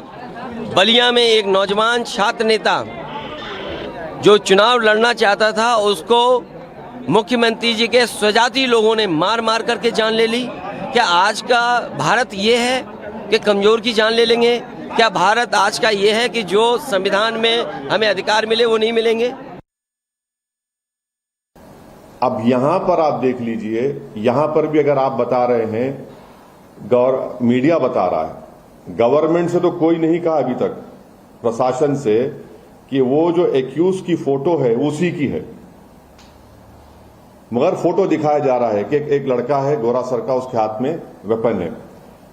जब आपके पास वीडियो एविडेंस है तो आप उसको सजा दिला सकते थे ना। अब हम आज ही पूछ रहे हैं कि क्या वो उसी लड़के की फोटो है जिसको एनकाउंटर में उसकी मौत हो गई। तो ये मेरा एक कंसिस्टेंट स्टैंड रहा है। अब मेरी गाड़ी पर गोलियां चलाई गई 1 साल पहले, तो क्या मैंने आपके सामने आकर कहा कि उनका भी एनकाउंटर कर दो? मैंने नहीं कहा इस बात को। मैंने कहा उनके पीछे कौन लोग हैं, उनके पीछे कौन सी आइडियोलॉजी है, उनके पीछे कौन सी सरकार उनको सपोर्ट कर रही है। और जब उन लड़कों को, एक्यूज को, जो गाड़ी पर गोलियां चलाई, उनको बेल मिली, तो मैं सुप्रीम कोर्ट गया और सुप्रीम कोर्ट जाके उनकी बेल कैंसिल करवाया मैं। अगर मेरा मानना यह है कि एनकाउंटर, जो सो कॉल्ड एनकाउंटर है, वो नहीं होना चाहिए। यकीनन उमेश पाल हो, राजू पाल हो, हमारे को उनसे हमदर्दी है क्योंकि उनकी हत्या की गई उन लोगों की। हम कैसे उस हत्या करने वालों का साथ देंगे? मगर एक प्रोसेस है, कानून है, संविधान है, आप उसके तहत सजा दिलाइए ना उनको। कौन रोक रहा है आपको? आप सजा दिलवाइए, उनको लाइव दिलवाइए। आप जब आपके लिए वीडियो है, आप वीडियो में बता रहे हैं ना, तो वीडियो को क्यों इस्तेमाल नहीं करते आप? All right, viewers, you heard the political reactions coming in, with some sections questioning the encounter, calling it fake as well. Let's go straight across to our reporters who are on ground right now. Both the reporters are on ground. Harsha and Mradul joining us live right now. Harsha, you have been tracking the story very, very closely here on Republic TV, and you have got us all the details. You're at the encounter site. You have been there. Take us through the latest development coming in right now, because apparently, according to sources, more bullets have been found there at the encounter site. Harsha. Exactly, Shivangi, let me tell you that right now I'm not at the encounter site, but I am at that very place, the mortuary, the Rani Jhansi Bai Medical College, where the dead body of Asad and Ghulam Muhammad has been kept, and the wait for the family members exactly going on, that when the family members of Asad and Ghulam Muhammad will reach, the bodies of both of them will be handed over to the police officials, to the family member, and then will be taken to the Prayagraj. But till now, no one from the family of Asad and Ghulam have come here to claim the dead body, and therefore they are waiting. The police officials and the entire department of the medical college is waiting so that they can hand over the body. Now the wait is exactly going on, but on the other side, if we see what's happening in Prayagraj, then the 3-member team from ATS have already reached to the place where Atiq and Ashraf are there, to the Dhumanganj Thana, the station, police station, where Atiq and Ashraf both are there, and the interrogation regarding the weapons, regarding the terror angle is being done, because it becomes very much much important. The ISI links, the smuggling of weapon, and to whom Atiq and Ashraf have sold the smuggled weapons which have arrived from Pakistan. It becomes very important to interrogate and investigate that entire terror angle along which Atiq Ahmed and his entire modus operandi and his entire team was working. So right now, on one side where we see that at the encounter side, the bullets have been recovered by the police official. The bullets have been taken from the spot, and it has been sent for the forensics, because the bullet exactly that was from the pistol from which Asad had opened fire on police official, or it was of the Insaz rifle which police officials have used. This is the matter of investigation. The detailed report will also be submitted by the UPSTF to the headquarters, UP headquarters, police headquarters. So the detailed forensics are also being done. So Shivangi, this is the latest which we are gathering in this entire mafia crackdown. Back to you. Absolutely, Harsha. Keep getting us top details. I just want to go across to Madhul, who's also joining us live. Madhul has been covering the story from ground. Madhul, we know, हमको पता है कि links आ रहे हैं. There is a link between Atiq Ahmed and terror groups in Pakistan. What's the latest, Madhul? बिल्कुल, देखिए अभी हर्षा ने जानकारी दी है कि लिंक मिल रहे हैं, और शिवांगी जैसा हमने रिपोर्ट फाइल की है, दो बातें यहां पर कहनी होंगी जो लगातार पॉलिटिकल पार्टीज की तरफ से सवाल उठाए जा रहे हैं, और अभी हाल ही में असदुद्दीन ओवैसी ने भी सवाल खड़े किए हैं। लेकिन एक बात मैं दर्शकों को बताना चाहूंगा, जो हमारे व्यूअर्स हैं उन तक पहुंचाना चाहूंगा। मैं अभी थोड़ी देर पहले एनकाउंटर साइट पे था, हमने एक रिपोर्ट भी फाइल की है, वो भी थोड़ी देर में दर्शकों को बताएंगे। वहां पर हमने बुलेट जरूर देखी है, लेकिन जिस तरह से कहा जा रहा था कि रास्ता एक है, सामने दीवार है, जब मैंने चश्मदीदों से बात की, जो आई विटनेसेस थे उनसे मैंने बातचीत की है, उन्होंने बताया है कि सामने से भी आया जा सकता है। यानी यूपीएसटीएफ ने अगर घेरा है तो वो शायद पैदल आई हो या गाड़ी से पीछे की तरफ घेरने की कोशिश की हो, क्योंकि एफआईआर के मुताबिक यही कहा गया है। और जो आई विटनेस है वो इस बात को कहते हैं कि यहां पर दोनों तरफ से रास्ते हैं। सामने से आप गाड़ी पगडंडी पर ला सकते हैं, जो छोटा सकरा सा रास्ता है वहां तक ला सकते हैं, और दीवार के बगल से भी एक रास्ता गया है जहां से लोग, जो गांव वाले हैं, जो विलेजर्स हैं, वो आते जाते रहते हैं। तो अभी तक ये सामने आ रहा है। दूसरा, आपने सवाल किया कि लिंक कहां तक है, तो हमने लगातार लिंक खंगालने की कोशिश की है। और अभी मैं एक जानकारी और दे देता हूं व्यूअर्स को कि हमने रिपब्लिक टीवी ने बातचीत की है उस व्यक्ति से जो एफआईआर में सतीश पांडे नाम का व्यक्ति है, उसकी वाइफ से हमने बातचीत की है। वहां पर जो फरार गुर्गा है अतीक का, गुड्डू मुस्लिम, वो छिपने के लिए आया था, लेकिन उन्होंने उसे भगा दिया और सारी बात की जानकारी यूपी एसटीएफ को दी है। अब यूपी एसटीएफ को जानकारी दे दी है, उनकी जानकारी के मुताबिक क्या आगे कार्रवाई की जाएगी ये भी देखना होगा। लेकिन अभी सबसे बड़ा अपडेट यही है कि गुड्डू मुस्लिम को ढूंढने के लिए यूपी एसटीएफ जगह जगह कार्रवाई कर रही है। Shivangi. Right. Thank you, Madhul, and thank you, Harsha, for getting us all the details. Both Madhul and Harsha from Republic are on ground, getting us top updates from ground viewers. And the BJP has hit out at everyone, all the sections. Akhilesh Yadav, SP of the SP party, also AC of AIMIM, for questioning viewers the encounter. Remember, Yogi Adityanath had promised he will take strict action against the mafia. The BJP hitting out at those questioning Yogi's moves. ये हमारी देश की जनता की और हमारी सरकार की उपलब्धि है। हमने सरकार को जो वादा किया था, माफिया मुक्त होगा, गुंडा मुक्त होगा, अपराध मुक्त होगा, ऐसे अपराधियों को उत्तर प्रदेश में कोई जगह नहीं है। और एसटीएफ को भी धन्यवाद दूंगा, और वही अधिकारियों को धन्यवाद दूंगा, अपने योगी जी को धन्यवाद दूंगा, मुख्यमंत्री जी को, कि उन्होंने ऐसे अधिकारियों को ऐसी अवसर दिया कि लोग अब ऐसे लोगों को सजा दे सके, सजा दिला सके। पुलिस ने अपनी अभिरक्षा में गोली चलाई, जो घटना हुई है उसकी ज्यादा जानकारी एसटीएफ और डीएसपी दे सकते। जिस तरीके से समाजवादी पार्टी सवाल खड़े कर रही है, असदुद्दीन ओवैसी सवाल कर रहे हैं, उसको क्या कहें? उनके बाद रह क्या गया है? यही अधिकारी थे, इन अपराधियों को संरक्षण देना पड़ता था इनकी सरकारों में। आज हमारी सरकार इन्हें सजा दे रही है, तो निश्चित रूप से उन्हें दर्द होगा, क्योंकि उन्हीं अपराधियों के सहारे उनकी सरकार चल रही थी। अब वो समाप्त हो गया, अब वो सरकारें आने वाली नहीं है। केंद्र सरकार में मंत्री कौशल किशोर जी इस वक्त हमारे साथ हैं। कौशल जी, जिस तरीके से कल असद का एनकाउंटर, उस पर क्या कहेंगे, क्योंकि विपक्ष लगातार सवाल खड़े कर रहा है? देखिए, ये पुलिस के साथ हुई मुठभेड़ है, और मुठभेड़ होने की वजह से ये घटना हुई है।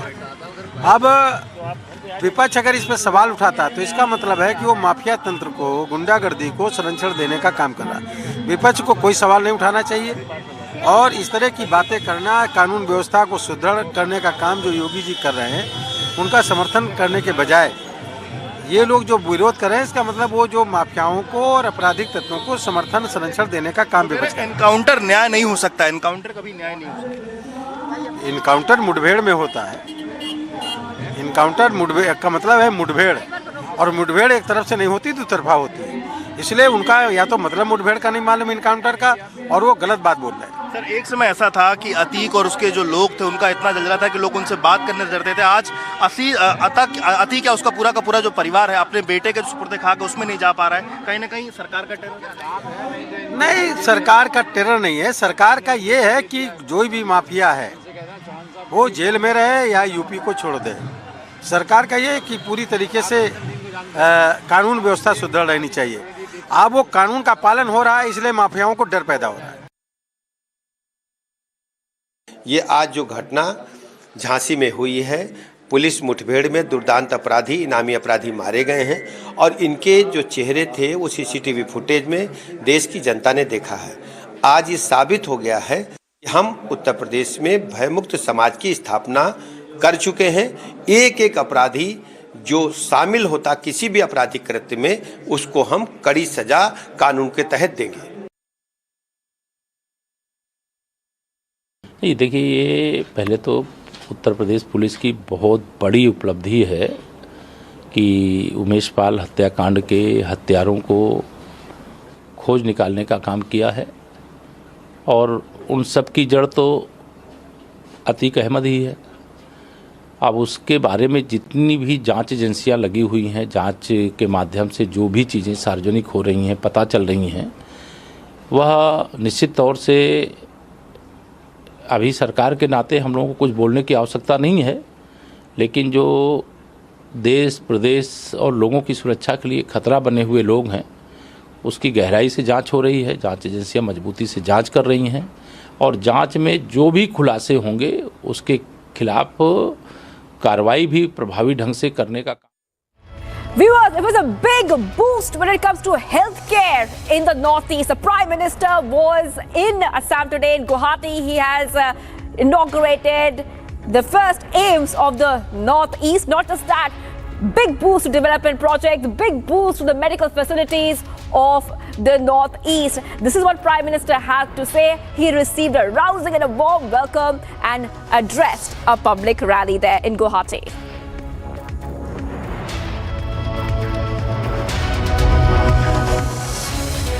आज एम्स और 3 मेडिकल कॉलेज आपको सौंपने का मुझे सौभाग्य मिला है। बीते वर्षों में असम में डेंटल कॉलेजों की सुविधा का भी विस्तार हुआ है। इन सभी को नॉर्थ ईस्ट में लगातार बेहतर होती रेल रोड कनेक्टिविटी से भी मदद मिल रही है। विशेष रूप से गर्भावस्था के दौरान महिलाओं को जो समस्या आती थी वो अब दूर हुई है। इससे माता और बच्चे के जीवन पर संकट बहुत कम हुआ है। आजकल एक नई बीमारी देखने को मिल रही है। मैं देश में कहीं भी जाता हूं, उत्तर में, दक्षिण में, नॉर्थ ईस्ट में, पिछले 9 वर्षों में हुए विकास की चर्चा करता हूं तो कुछ लोगों को बहुत परेशानी हो जाती है। ये नई बीमारी है। वो शिकायत करते हैं कि दशकों तक उन्होंने भी देश पर राज किया है, उन्हें क्रेडिट क्यों नहीं मिलता। क्रेडिट के भूखे लोगों और जनता पर राज करने की भावना ने देश का बहुत अहित किया है।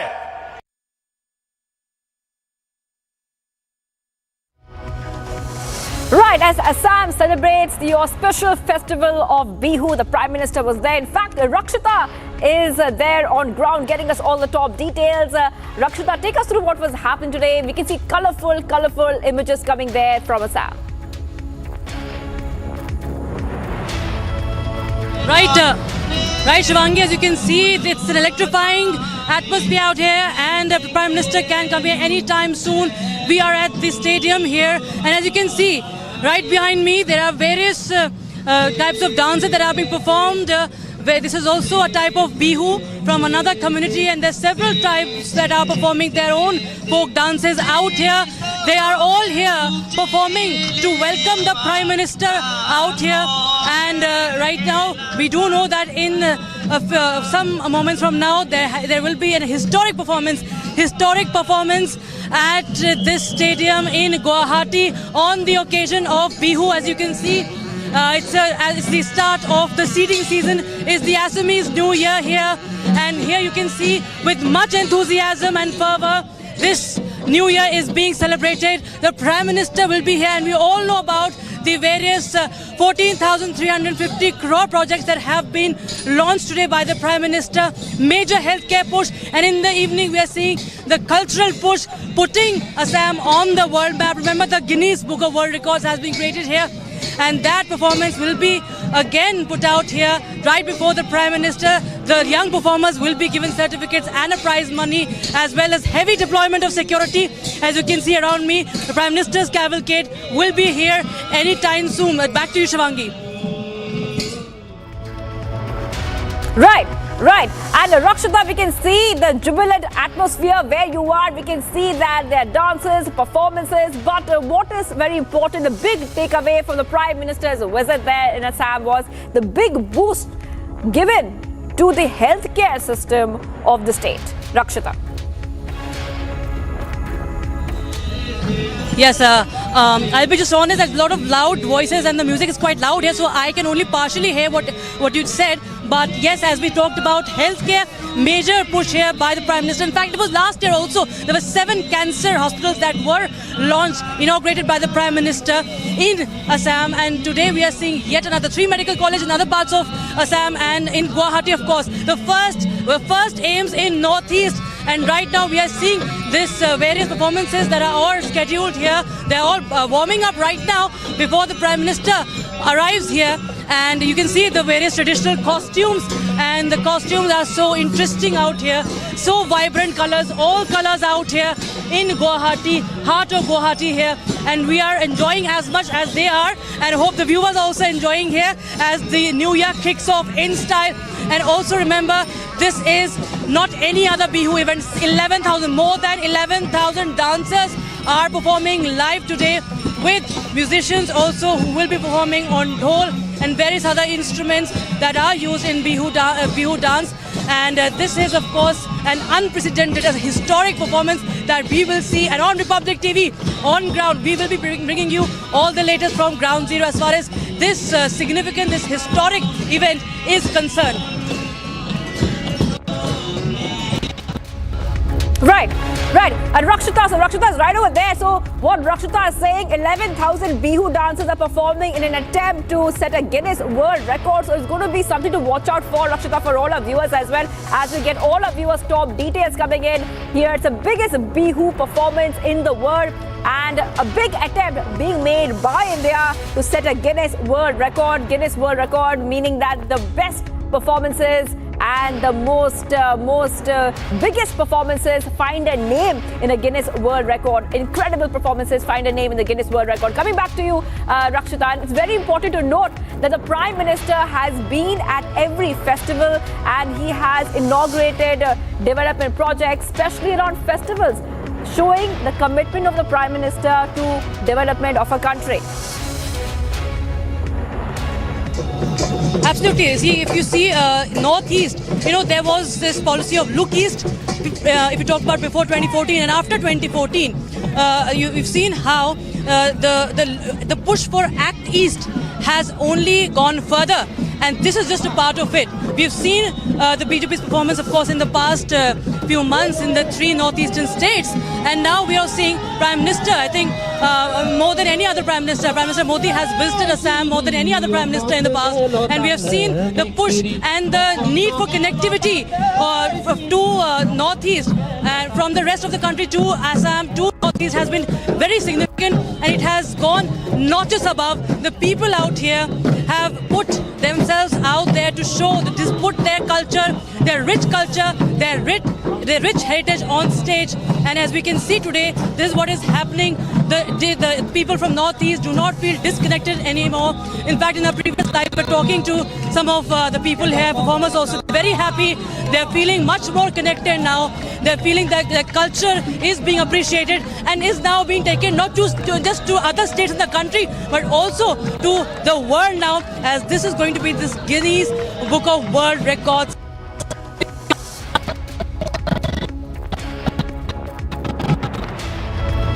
Right. Okay. Rashida getting us top details right now. The Prime Minister in Assam at 5 p.m. The Prime Minister will be attending the biggest Bihu festival. We are waiting for that because very soon we'll see 11,000 Bihu dancers performing in an attempt to set a Guinness World Record, and that is something that all our viewers should watch and stay tuned to Republic to get you all these details. It's coming right from ground. Rakshita on ground, Anirudh on ground, getting us top updates from Assam. Taking a very short break on India's #1 news network here. Coming up on the other side, after back-to-back Pawar surprises KC Venugopal to meet Uddhav, is a time up for the NBA. 3 days on, no resolution to pilot revolt yet. Vadra Congress now sends Kamal Nath as an emissary. Stay tuned.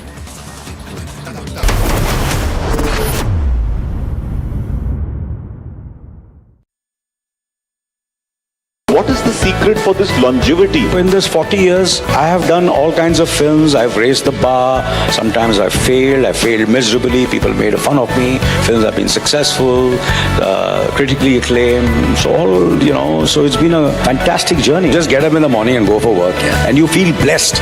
कि यार आज सुबह आप उठे हैं and you can breathe. You can be grateful to God and be grateful कि आपके पास काम है. I was always a good listener. I would listen to people, learn from them, and that's what you do, and you keep on working. That's it. For me, this is one of the feathers of my career that today Republic Summit, Arnav साहब ने मुझे कहा कि आप आओ, तो मुझे ऐसा लगा this is a proud moment for me.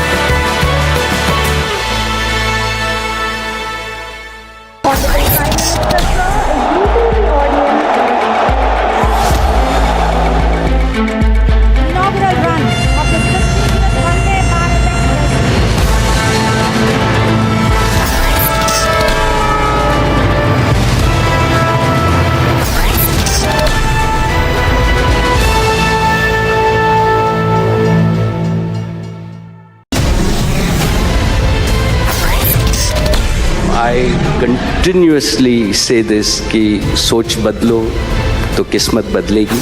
I believe that you are soaked in the philosophy of nation first.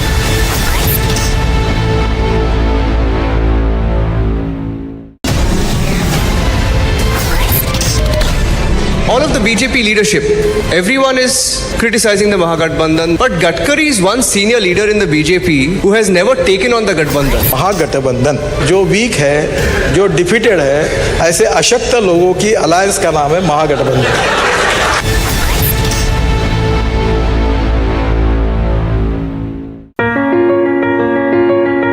Dear viewers, in a few days we are bringing to you once again the Republic Summit. And this year our theme is fittingly about how this is a time of transformation.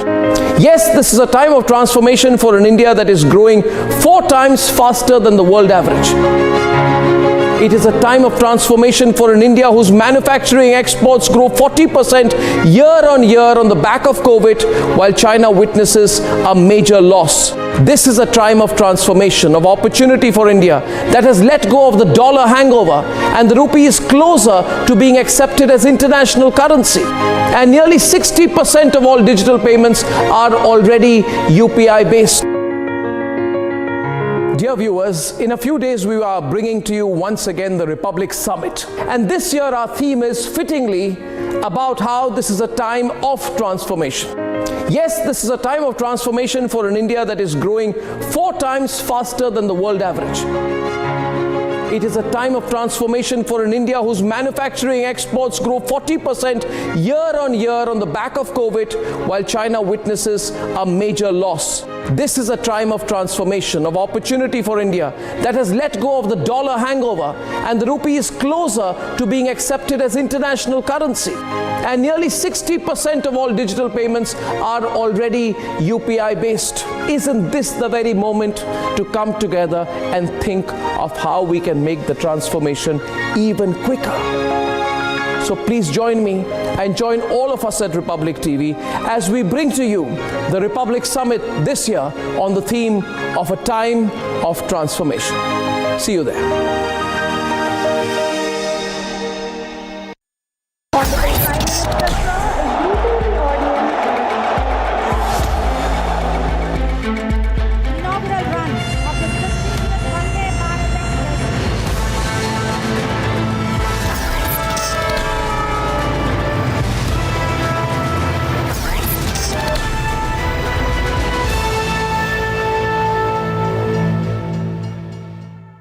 What is the secret for this longevity? In this 40 years, I have done all kinds of films. I've raised the bar. Sometimes I failed miserably. People made fun of me. Films have been successful, critically acclaimed. So it's been a fantastic journey. Just get up in the morning and go for work. And you feel blessed. कि यार आज सुबह आप उठे हैं and you can breathe. You can be grateful to God and be grateful कि आपके पास काम है. I was always a good listener. I would listen to people, learn from them, and that's what you do, and you keep on working. That's it. For me, this is one of the feathers of my career that today Republic Summit, Arnav साहब ने मुझे कहा कि आप आओ, तो मुझे ऐसा लगा this is a proud moment for me.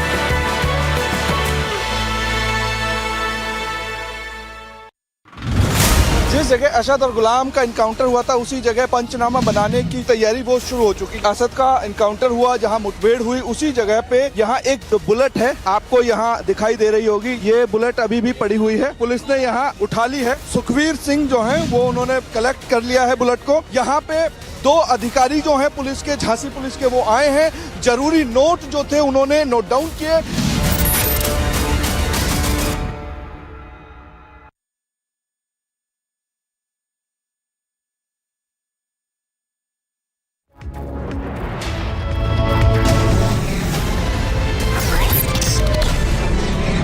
Most fundamentally important to us as a narrative for the next 5 years?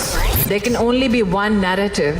There can only be one way forward, and that is development. Where a young democracy breathes, that we also celebrate on this journey of development, where we can actually lead change, not only for our country, men and women, but also for the world.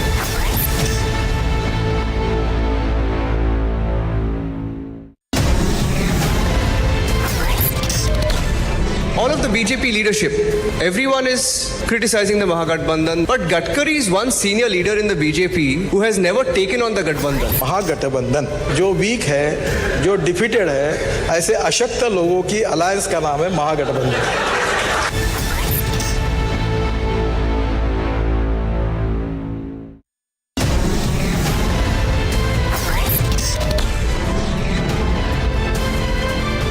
Mediation will work when there is uncertainty of winning by any one party. इसलिए जो judgment आया यही सबसे उत्तम है. This puts an end to the whole issue. Assertive 1% that wants to open the wounds again. They do not operate only by the verdict of the court.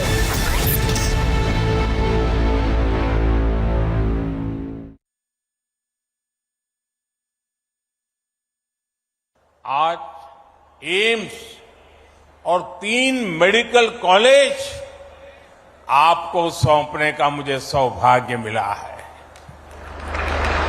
बीते वर्षों में असम में डेंटल कॉलेजों की सुविधा का भी विस्तार हुआ है। इन सभी को नॉर्थ ईस्ट में लगातार बेहतर होती रेल रोड कनेक्टिविटी से भी मदद मिल रही है। विशेष रूप से गर्भावस्था के दौरान महिलाओं को जो समस्या आती थी वो अब दूर हुई है। इससे माता और बच्चे के जीवन पर संकट बहुत कम हुआ है। आजकल एक नई बीमारी देखने को मिल रही है। मैं देश में कहीं भी जाता हूं, उत्तर में, दक्षिण में, नॉर्थ ईस्ट में, पिछले 9 वर्षों में हुए विकास की चर्चा करता हूं तो कुछ लोगों को बहुत परेशानी हो जाती है। ये नई बीमारी है। वो शिकायत करते हैं कि दशकों तक उन्होंने भी देश पर राज किया है, उन्हें क्रेडिट क्यों नहीं मिलता। क्रेडिट के भूखे लोगों और जनता पर राज करने की भावना ने देश का बहुत अहित किया है।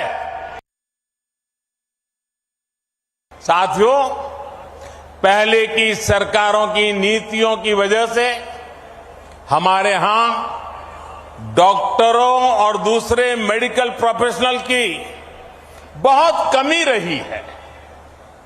ये कमी भारत में क्वालिटी हेल्थ सर्विस के सामने बहुत बड़ी दीवार थी। इसलिए बीते 9 वर्षों में हमारी सरकार ने मेडिकल इंफ्रास्ट्रक्चर और मेडिकल प्रोफेशनल बढ़ाने पर बड़े स्तर पर काम किया है। साथियों, पहले की सरकारों की नीतियों की वजह से हमारे यहां डॉक्टरों और दूसरे मेडिकल प्रोफेशनल की बहुत कमी रही है। ये कमी भारत में क्वालिटी हेल्थ सर्विस के सामने बहुत बड़ी दीवार थी। इसलिए बीते 9 वर्षों में हमारी सरकार ने मेडिकल इंफ्रास्ट्रक्चर और मेडिकल प्रोफेशनल बढ़ाने पर बड़े स्तर पर काम किया है।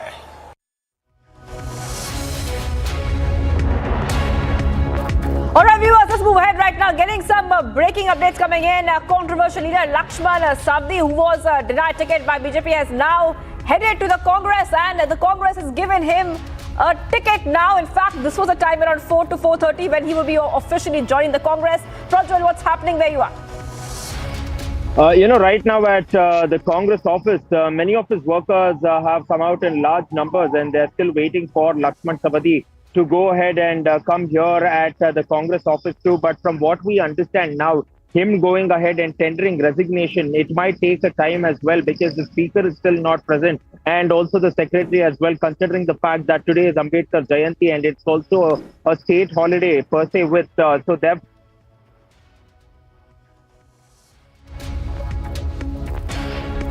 he submits his resignation now, all attention as well, and now we get to understand that the KPCC chief DK Shivkumar will also be arriving shortly to go ahead and make sure that Lakshman Sabdi is also inducted into the party fold as well. So now we can expect that a lot of drama will be witnessed here. But on the other hand, it is also now being stated from sources within the know that hundreds of BJP workers are also planning to come to the Congress office to stop Lakshman Sabdi from joining the Congress.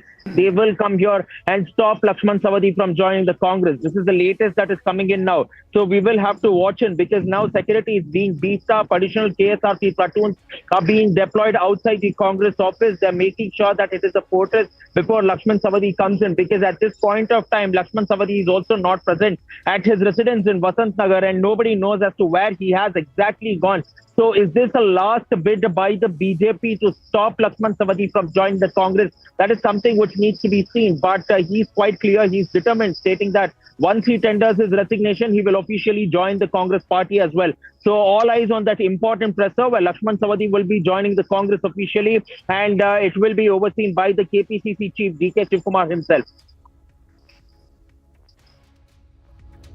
Right, Prajwal. So Prajwal, take us through exactly what happened earlier in the day. We saw that the former BJP MLC Lakshman Sawadi was seen leaving Bengaluru after announcing his resignation, and we also saw what D.K. Shivkumar had to say. Many reactions had come in on this story. Take us through exactly what all the leaders have been saying about this big move being made, because it's being seen as an opportunity that he is taking just to get a ticket. Shivangi, Lakshman Sawadi in fact left Belagavi earlier this morning along with the brother of Lakshmi Hebalkar as well, and a private flight, a charter plane was booked for Lakshman Sawadi along with Lakshmi Hebalkar's brother too, and he arrived here in Bengaluru, and later he was completely incommunicado and moved to an undisclosed location where he was welcomed by D.K. Shivkumar. And after a round of talks with D.K. Shivkumar, Lakshman Sawadi has put forth 3 demands here. So one of the major demands that Lakshman Sawadi had put was the fact that he should be given a ticket, a Congress ticket from Athani Assembly constituency. Secondly, he should be treated well. And thirdly, his supporters should also be welcomed in the party fold with no sort of conditions or with no sort of bar holds. Talks that was held, and later, D.K. Shivkumar took Lakshman Sawadi to the AICC General Secretary Randeep Singh Surjewala. So once he was taken to Randeep Singh Surjewala, Sawadi has expressed his displeasure with the BJP and his willingness to join the Congress. And once that was done, finally,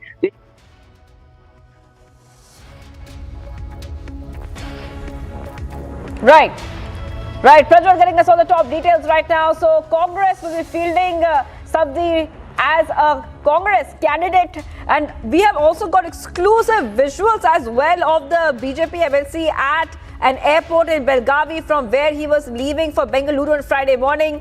He was seen with other Congress MLCs, Prajwal, as well. And take us through exactly what kind of reason has Lakshman Sawadi given to join the Congress, because he is saying he's disappointed that he was not given a ticket. Any other reason he's putting forward to jump ship? No, that has been the only reason so far, Shivangi, where he states that he has not been given a ticket. But he had also protested against the one-upmanship in Belagavi district by Ramesh Jarkioli too, because Ramesh Jarkioli, remember, had stated that the Athani Assembly constituency's ticket will have to be given to his close supporter and aide Mahesh Kumtali as well. And even in the past... Right, Prajwal. Okay, we're getting many reactions coming in on the story as well. Let's move ahead and play out the reactions coming in as Sawadi is changing allegiances. He is now moving to the Congress. There is no demand. I have spoken to him. We were in touch. He has tendered his resignation by 4 o'clock. He is coming to the Congress office by 4:30. I had a detailed hour-long meeting with him. So I wanted my CLP also to meeting, my General Secretary also meeting. We have finished our meeting. He is resigning. Then he is being admitting to the Congress party. There is no condition. It is our bound duty. He is a very senior leader of the BJP, was a deputy CM. He had 5 years of his tenure, but still we feel that he has been humiliated. It is our bound duty to take such great leaders to the Congress party. There are still so many leaders, about more than 9-10 sitting legislators who wanted to join us, but we are just looking, we don't have a space to accommodate them. If without any conditions, if they come, definitely we will take them. Siddaramaiah जी का असम्मान, बार बार असम्मान तो DK Shivkumar करते रहते हैं। वो सोचते हैं सिद्धरमैया जी मैं मुख्यमंत्री बनूंगा, तब तक डीके शिवकुमार कहते हैं मैं खड़गे जी के अंडर में काम करूंगा, फिर सिद्धरमैया जी बोलते हैं मैं ही मुख्यमंत्री बनूंगा, हाईकमान ने कह दिया। इतना झगड़ा, असम्मान तो कांग्रेस में। राजस्थान में देखे गहलोत तो सचिन पायलट ने क्या झगड़ा चल रहा, नकारा निकम्मा कर रहे हैं। छत्तीसगढ़ में देखे मुख्यमंत्री भूपेश बघेल और टी.एस. सिंहदेव में क्या झगड़ा चल रहा। कांग्रेस झगड़े वाली पार्टी है, नेतृत्व लीडरलेस पार्टी है, नेतृत्व विहीन जिसे बोलते हैं, विजनलेस पार्टी है। इसलिए कांग्रेस में किसी का कोई भविष्य नहीं है। Viewers, much more coming up on the other side. Pawar stuns the opposition KC Venugopal to meet Uddhav now. Is it time up for the MBA?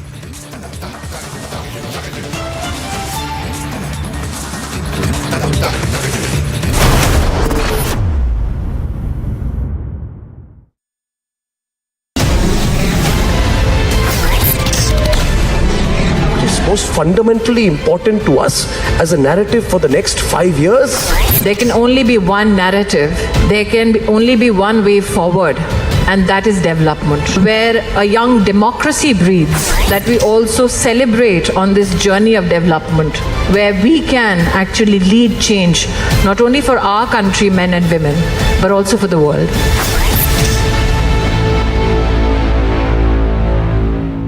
What is the secret for this longevity? In this 40 years, I have done all kinds of films. I've raised the bar. Sometimes I failed miserably. People made fun of me. Films have been successful, critically acclaimed. So it's been a fantastic journey. Just get up in the morning and go for work. And you feel blessed. कि यार आज सुबह आप उठे हैं and you can breathe. You can be grateful to God and be grateful कि आपके पास काम है. I was always a good listener. I would listen to people, learn from them, and that's what you do, and you keep on working. That's it. For me, this is one of the feathers of my career that today Republic Summit, Arnav साहब ने मुझे कहा कि आप आओ, तो मुझे ऐसा लगा this is a proud moment for me.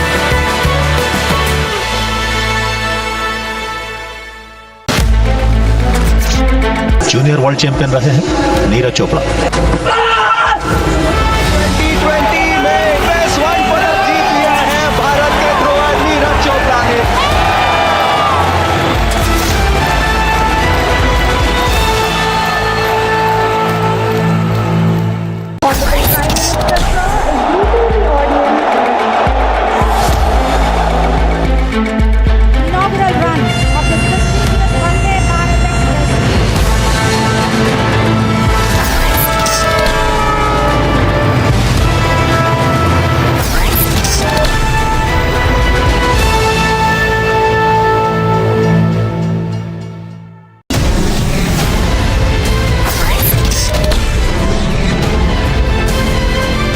Mediation will work when there is uncertainty of winning by any one party. इसलिए जो judgment आया यही सबसे उत्तम है. This puts an end to the whole issue. Assertive 1% that wants to open the wounds again. They do not operate only by the verdict of the court.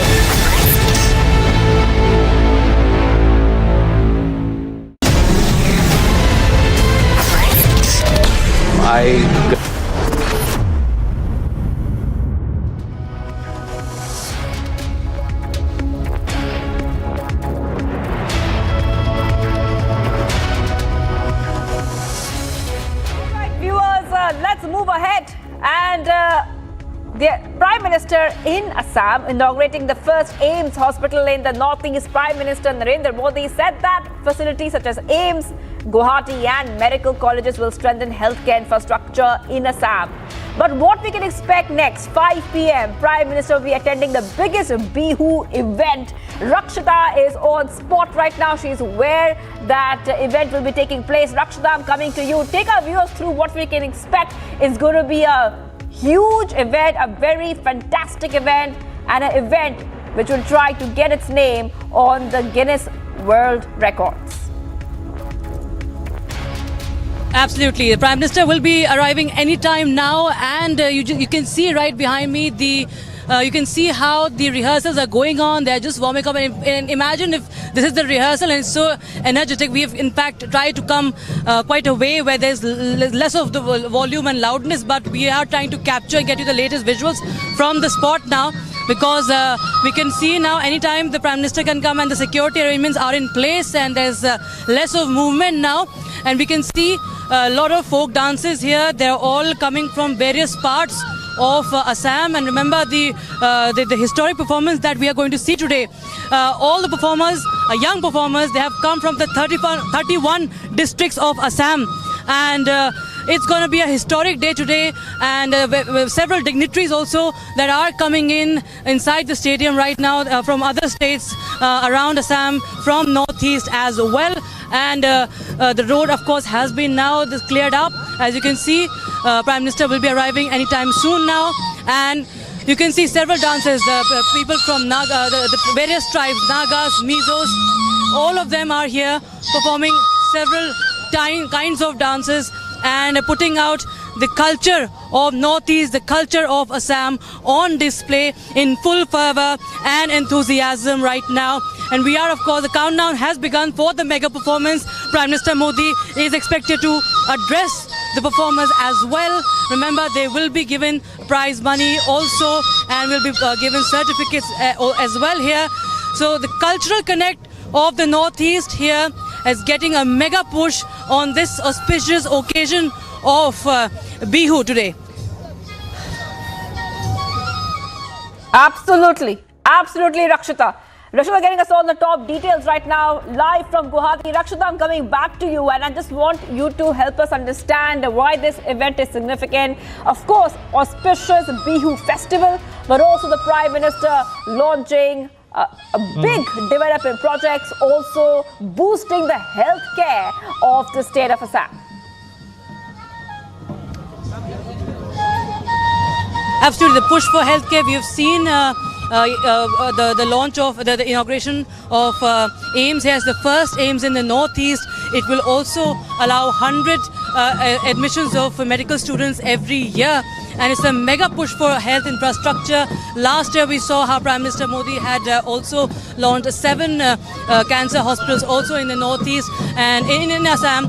And here we are seeing that AIIMS, one of the biggest institutes here, with the world-class healthcare facilities that will be available for the people of Assam and for the people of Northeast as well. And also 3 other medical colleges have been launched. The push for Ayushman Bharat has also been seen. Ayushman Bharat cards also have been also distributed today to 3 representatives. But right now it's all cultural, it's all colorful, it's all vibrant out here in Guwahati at the stadium. And anytime now we're expecting the Prime Minister. They're all gearing up now, they're all warming up.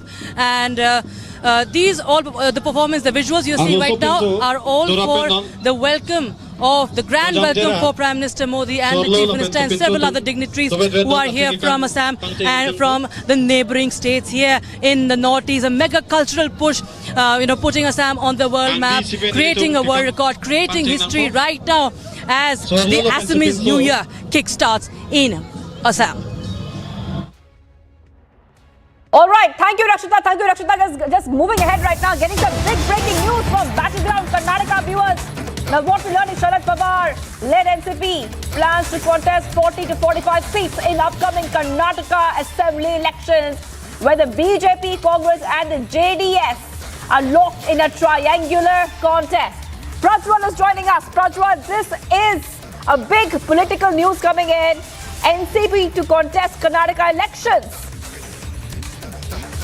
Absolutely. Now, this is something which has always been playing on the minds of Sharad Pawar as well. And this time, initially, it was also pointed out that the NCP might go ahead and field candidates, but the constituencies were not known. But now it seems to be official that the NCP has announced that they will be contesting. They will be contesting in Karnataka from 40 to 45 seats as well. And if the NCP is going to contest as well, Belagavi has always been something which the NCP has been eyeing on, and this could definitely go ahead and prove to be a huge setback majorly for the Congress as well, because the NCP could definitely go on and eat into the Congress's vote share too. So this is some big news that is coming in from Karnataka, where there has been some announcement which has finally been made by Mr. Sharad Pawar as well. But all said and done, even when you're looking at the NCP, they have no sort of prominent faces or presence in the state of Karnataka, apart from their president,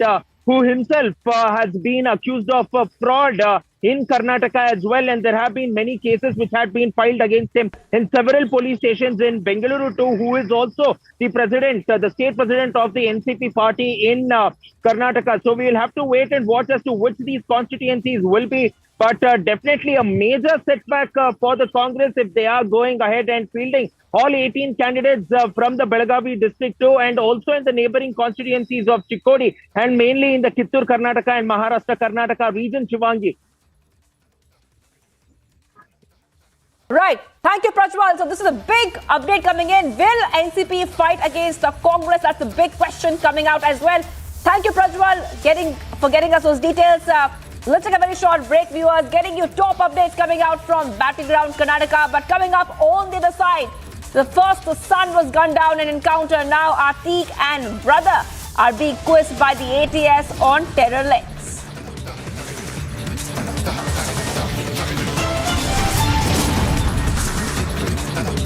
But Akhilesh Yadav at it again. Questions, timing says encounter for elections. Stay tuned.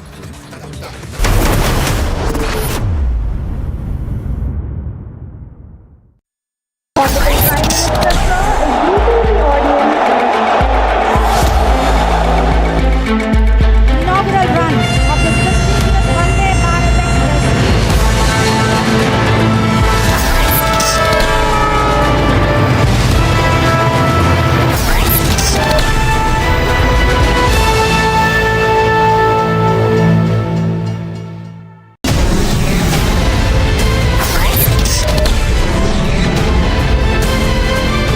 Mediation will work when there is uncertainty of winning by any one party. इसलिए जो judgment आया यही सबसे उत्तम है. This puts an end to the whole issue. Assertive 1% that wants to open the wounds again. They do not operate only by the verdict of the court.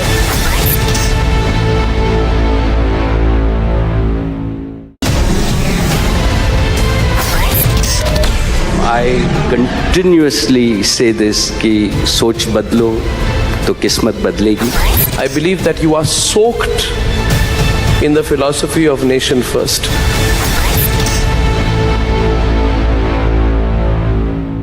Today we recall the patriotism of those brave service officers, police persons, civilians who rubbed their shoulders to defeat terrorism at Mumbai, and the patriotic fervor that was generated by them, I think, has generated a new kind of nationalism amongst the citizens of our country.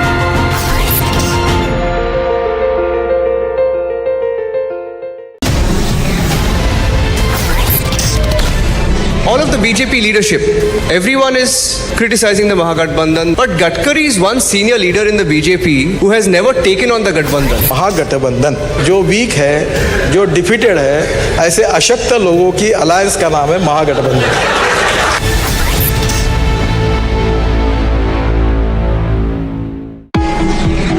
World leaders have promised everything to everyone in the so-called Sustainable Development Goal. Not surprisingly, the world and all the G20 countries are vastly off track to deliver. Even India won't deliver everything, but India has improved faster than any other G20 nation from 2015 to 19. India shows that prioritizing achievable, deliverable development matters. Yet the rich world incessantly stress climate change. And yes, climate is a challenge, but one of many. And currently, climate policies cost trillions of dollars, yet deliver trivial temperature reductions in a century from now. In a world where we can't do everything, India is uniquely placed to demand the world focus on the most efficient development policies first. Growth, jobs, education, health is at the top of India's priorities, as it is across most of the world. Climate is there too, but nowhere near the top. I will talk about how smart policies can help India and the world achieve amazing progress for little money. Better education, ending tuberculosis, more trade, lower mortality for mothers and infants, higher agricultural production, and better nutrition.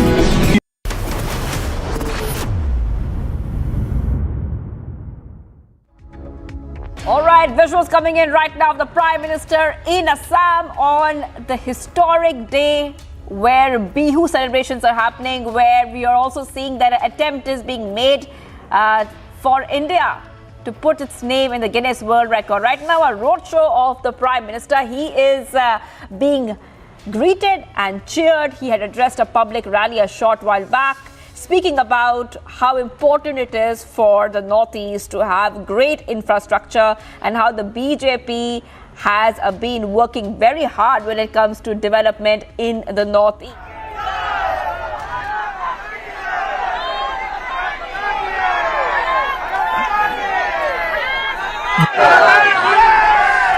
तो निश्चित तौर पर ये जो तस्वीरें आप देख रहे हैं अपने आप में बेहद महत्वपूर्ण हैं। ये दर्शाती हैं कि किस तरह से प्रधानमंत्री की लोकप्रियता आज भी सर चढ़कर बोल रही है, किस तरह से लोगों ने उनको अपने सर आंखों पर बिठाया हुआ है।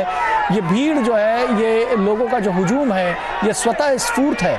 आप देख सकते हैं प्रधानमंत्री नरेंद्र मोदी का स्वागत करते हुए तमाम संख्या में, बड़ी संख्या में लोग हैं, हाथ हिलाकर अभिवादन करते हुए। और प्रधानमंत्री भी उतनी ही सदाशयता से, उतने ही प्रेम भाव से गाड़ी से बाहर एक तरह से कहा जाए कि दरवाजे पर खड़े होकर के वो लोगों का अभिवादन स्वीकार करते हुए।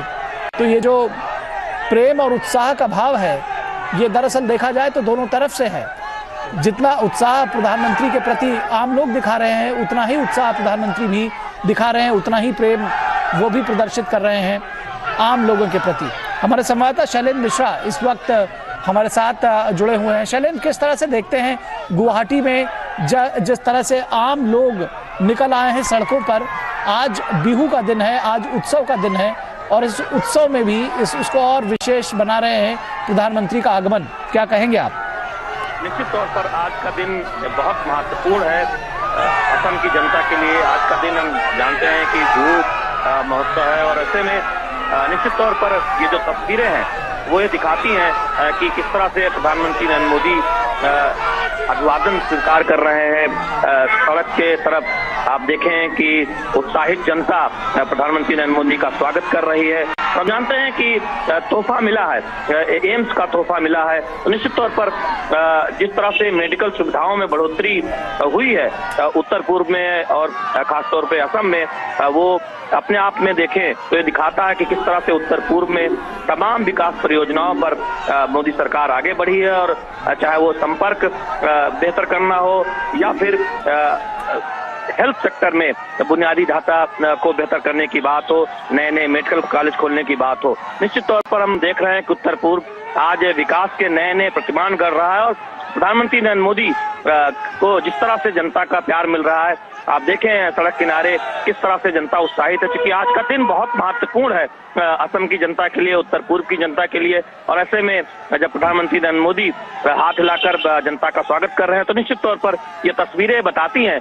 कि जब कोई जन नेता, जब देश का सबसे लोकप्रिय नेता, दुनिया का सबसे लोकप्रिय नेता, देश का प्रधानमंत्री जनता के बीच पहुंचता है, तो किस तरह से जनता अभिवादन करती है, किस तरह से स्वागत करती है, किस तरह से उत्साहित होती है। क्योंकि आज का दिन बहुत महत्वपूर्ण है, मौका है, एक ऐतिहासिक दिन इस लिए भी कह सकते हैं, क्योंकि एम्स का तोहफा मिला है उत्तर पूर्व की जनता को। और निश्चित तौर पर जिस तरह से आधारभूत सुविधाएं में बढ़ोतरी हो रही है, न केवल असम में, गुवाहाटी में, बल्कि हम देख रहे हैं कि उत्तर पूर्व के तमाम राज्यों में, जिसे अष्टलक्ष्मी के नाम से प्रधानमंत्री नरेंद्र मोदी संबोधित करते हैं, हर राज्य में, चाहे वो संपर्क बेहतर करने की बात हो, नए हवाई अड्डे खोलने की बात हो, या फिर उत्तर पूर्व की जो संस्कृति है उसको जिस तरह से आगे बढ़ाया गया है। उत्तर पूर्व के जो गांव हैं वहां के उत्पाद देश और दुनिया में ज्यादा से ज्यादा पहचाने जाए, वहां पर जो नागरिक रहते हैं, वहां पर जो लोग रहते हैं, उनके आर्थिक स्वावलंबन की तरफ, उनके आर्थिक विकास की तरफ काम किया जाए,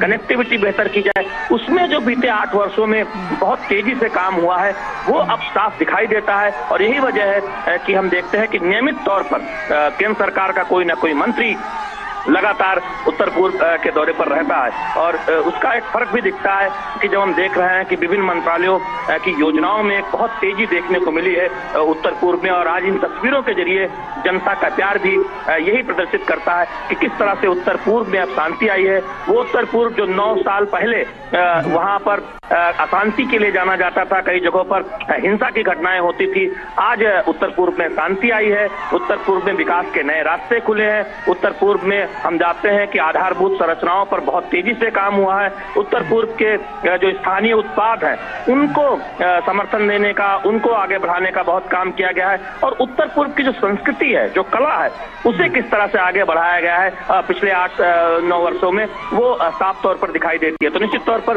प्रधानमंत्री नरेंद्र नरेंद्र मोदी जब आज हम देख रहे हैं इस रोड शो के दौरान किस तरह से जनता का प्यार मिलता हुआ, और प्रधानमंत्री नरेंद्र मोदी भी कोई कोर कसर नहीं छोड़ रहे हैं जनता का अभिवादन स्वीकार करने में। तो ये तस्वीरें बताती हैं कि दुनिया का सबसे लोकप्रिय नेता, देश के प्रधानमंत्री जब उत्तर पूर्व जाते हैं तो किस तरह से जनता का प्यार उन्हें मिलता है, और जनता भी इस बात को बखूबी समझती है कि आज उत्तर पूर्व की छवि बदली है। न केवल देश में बल्कि दुनिया में उत्तर पूर्व पर्यटन के बड़े केंद्र के तौर पर उभर रहा है, उत्तर पूर्व के उत्पाद लोकप्रिय हो रहे हैं, और जो आम नागरिक के जीवन में जो आधारभूत बदलाव आ रहा है, जो सुविधाएं आ रही है, नागरिकों को अब दूर बहुत नहीं जाना होता इलाज के लिए, दिल्ली का रुख नहीं करना होता, तो निश्चित तौर पर एक सहूलियत आई है, रोजगार के अवसर बढ़े हैं, और इन तस्वीरों में वो एक तरह से बयां भी होता है, तस्वीरें उस तरफ इशारा भी करती है। निखिल जी, निश्चित तौर पर थोड़ा सा संवेद स्वर ये जो हमारे दर्शक सुन पा रहे हैं, कुछ देर के लिए उनको छोड़ेंगे कि ये सुने और महसूस करें जो उत्साह है लोगों का।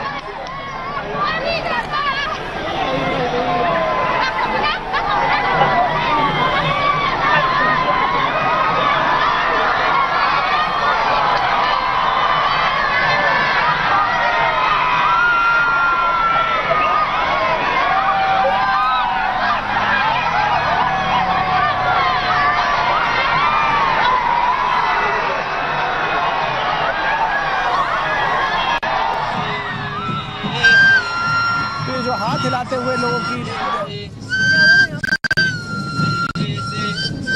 इधर घूम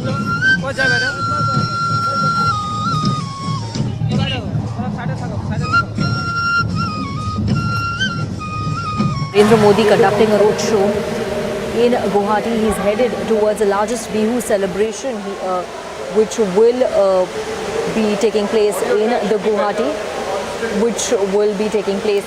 Guwahati. Will also launch development projects there in Guwahati.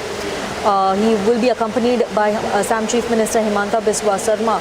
Earlier we had pictures of him inaugurating the AIIMS in the capital of Assam, after which he attended the Platinum Jubilee celebrations at the Guwahati High Court. He is now in Guwahati receiving a rousing reception from the people of Guwahati, conducting a roadshow, greeting the people there who lined up in large numbers to catch a glimpse of the Prime Minister. This is going to be, he's headed towards the Saru Sajai Sports Complex in Guwahati. This is going to be his day's final program where he will launch projects worth 7,280 crores. These will be 5 projects of new double lines, new lines and electrified tracks of Northeast Frontier Railway, creating 700 kilometers of railway infrastructure to improve connectivity in the Northeast. He will also virtually launch a project worth 1,603 crore rupees, which will be methanol plant of Assam Petrochemicals Limited at Namrup. He will lay the foundation of the 12.21 kilometer long Palashbhari Suwalkuchi Bridge project across river Brahmaputra.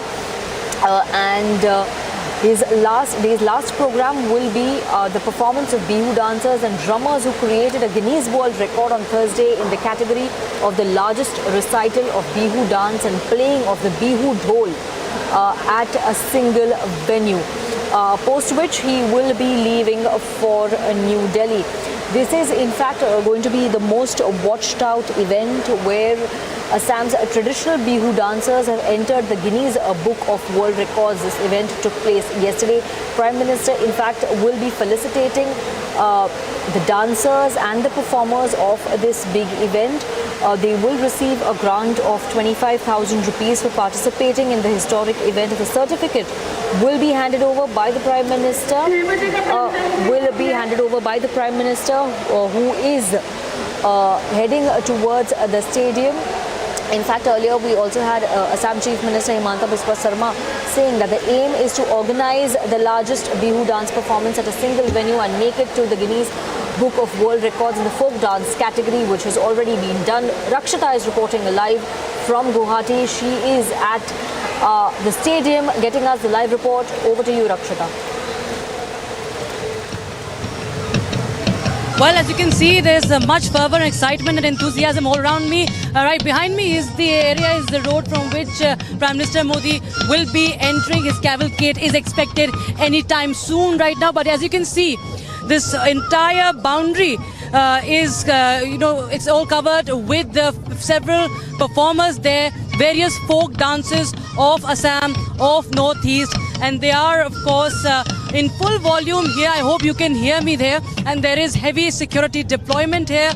The road has been sanitized completely. No one is now allowed to go across the road as the Prime Minister's cavalcade is expected anytime soon. There were several other dignitaries, ministers from Assam and also the neighboring state of Arunachal Pradesh who are in attendance here to witness this this historic performance of Bihu. Remember, this is being performed by 11,304 performers of Assam. They are from 31 districts of Assam, and anytime soon we are expected Prime Minister, who will also address them, will also speak here, felicitating them.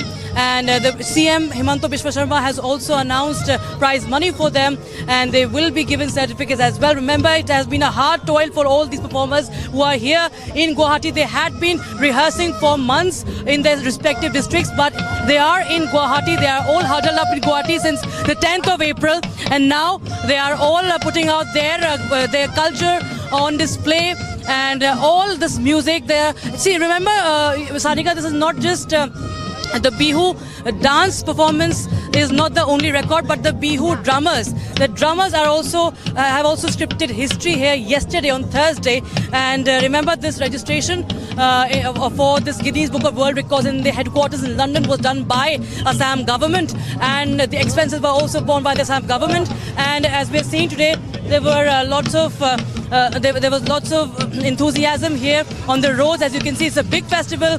It's the main festival of the state of Assam. It's the Assamese New Year that is kick-starting, and there are people who have come out in huge numbers and thousands of numbers on road to welcome the Prime Minister, and of course special dance performances have been lined up here for the Prime Minister. And remember, it is part of Prime Minister's Act East policy as well, the 6 principles of connectivity. Ever since we have seen the BJP government has been trying to push for more connectivity, be it in terms of communication, be it in terms of culture, be it in terms of technology. Today we saw the unveiling of the AIMS, the first ever AIMS in Northeast, and 3 other medical colleges. We also know that it was today we also saw how the gamosa, that is the traditional Assamese scarf, has received geographical indication, that is the GI tag. It was of course received on last year in December, but today officially we saw the certificate that was received by Chief Minister Himanta Biswa Sarma. Here, the GI tag, the GI registration certificate for the gamosa, the traditional scarf of Assam, and it is, of course, a very important, moment for Assam today, when there will be history made for as far as the state of Assam is concerned.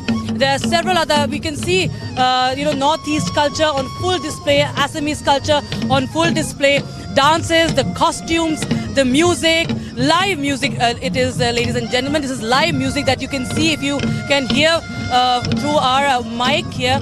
It is all being played live, and huge speakers out here, heavy security deployment. And as you can see that today it's a very important, significant festival that is being it's a significant festival for the people of Assam.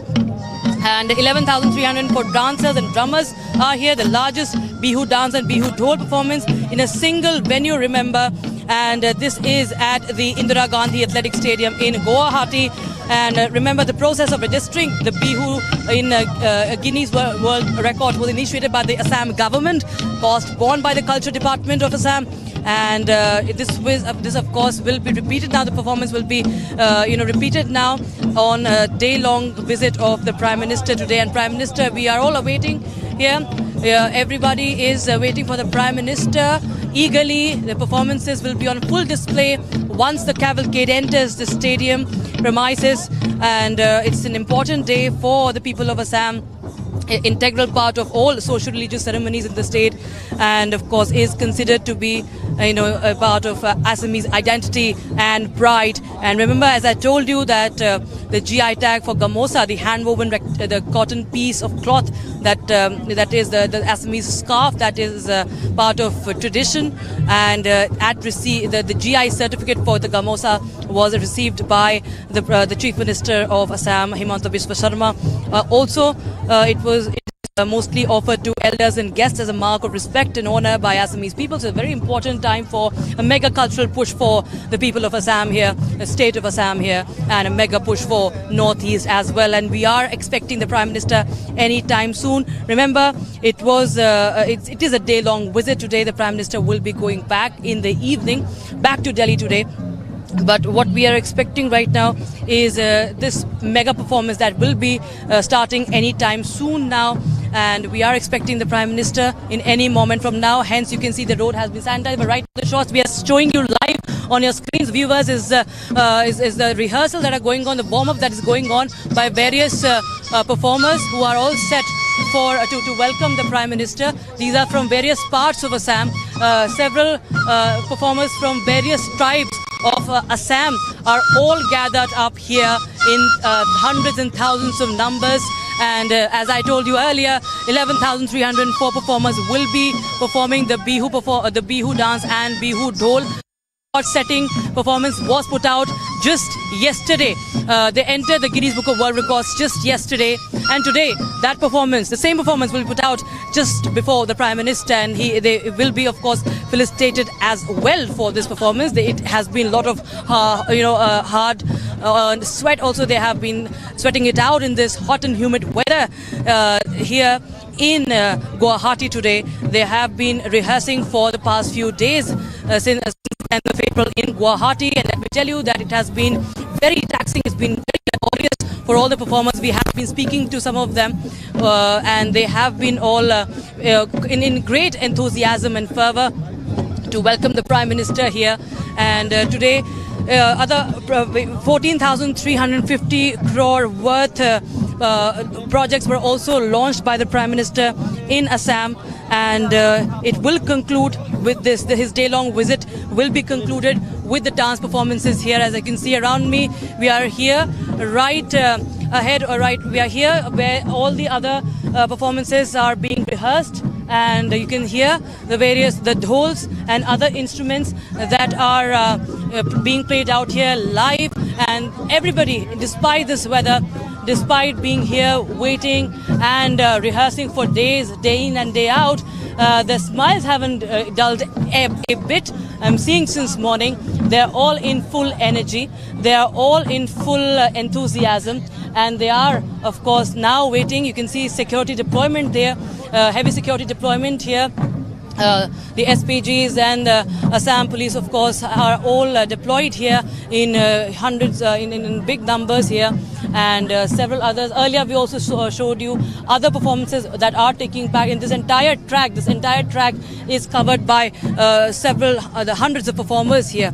And anytime soon, we are expecting the Prime Minister to enter the premises of this Indira Gandhi Athletic Stadium in Guwahati. Remember, this is an auspicious Bihu festival. It's the start of the Assamese New Year today. Today we saw how Prime Minister inaugurated the first All India Institute of Medical Science in Northeast India in Guwahati. He laid the foundation stone for the same in 2017. Today it has been inaugurated, it has been unveiled. There will be 750 beds, including 30 Ayush beds. It will be allowing 100 admissions of medical students every year. He also virtually inaugurated 3 medical colleges at Nalbari, Nagaon, and Kokrajhar. And all these 3 medical colleges have 500 bedded teaching hospital with OPD, IPD services, ICU facilities, emergency and OT, that is operation theatre facilities, and it is only providing a further thrust to healthcare in this state. And he's also, remember, laid the foundation stone for the Assam Advanced Institute, a joint initiative of the state government and IIT Guwahati. Of course, as we are talking about the healthcare push, there was the distribution of 1.1 crore Ayushman cards. They were ceremonially, launched today the distribution of 1.1 crore Ayushman cards, and a grand welcome is now on the cards for the Prime Minister. We are seeing the several arrangements that have been made. This road is completely sanitized now. Prime Minister cavalcade is expected anytime soon. Prime Minister and the Chief Minister and several other dignitaries have already entered the premises and they have been seated. And Prime Minister, and of course it's not just the Prime Minister but the entire country, the entire world will be witnessing this mega historic performance of Bihu today on this great occasion of Bohag Bihu. More than 11,000 performers, 11,304 performers to be very precise, and they are expected to take part here along with the Bihu drummers, the Bihu Dhulias who are here. They're all being lined up. Thousands have lined up already on the road to cheer for him on the road show that you just see some time back. That was a mega road show where Prime Minister Modi was received with full fervour by people of Assam, and now we are seeing the cultural push also, the connect with the rest of the country, and we are seeing how the Guinness Book of World Records has just provided another push for the cultural identity of Assam. Waiting for the Prime Minister. This is at the Stadium in Guwahati, and Bihu dance performance is lined up for today. It will be performed by 11,304 performers and drummers. The record was made just yesterday, and today we will be seeing a repeat of it. This is for the Prime Minister, and for this is the most important day of this Bihu festival. It goes on for days. But this is the most important day today. The seeding festival has just kick-started for the Assamese and people over here. It's a mega push, remember, for the people of Assam here. The Northeast getting its first aims at Guwahati, 3 other medical colleges as we told you, 750 beds, world-class healthcare, ceremonial launch of Aapke Dwar Ayushman campaign as well. And this, ladies and gentlemen, we are seeing how the Act East policy is coming up. After 2014, we are seeing a major push for the northeastern states. The Act East policy we are seeing in terms of the voter turnout, in terms of how the people of Northeast have voted in the past elections in the 3 states that just concluded recently. And Assam, if you see, culture is getting a major push here. The people of Assam are feeling more connected, they say, and they are all in full enthusiasm, passion, and of course waiting and all geared up since morning here, lined up here, rehearsing every hour. Remember, every hour they are rehearsing, be it the dancers, be it the people who are playing the drums. They are all rehearsing every half an hour. The drums are up, their costumes are up. They are not tired.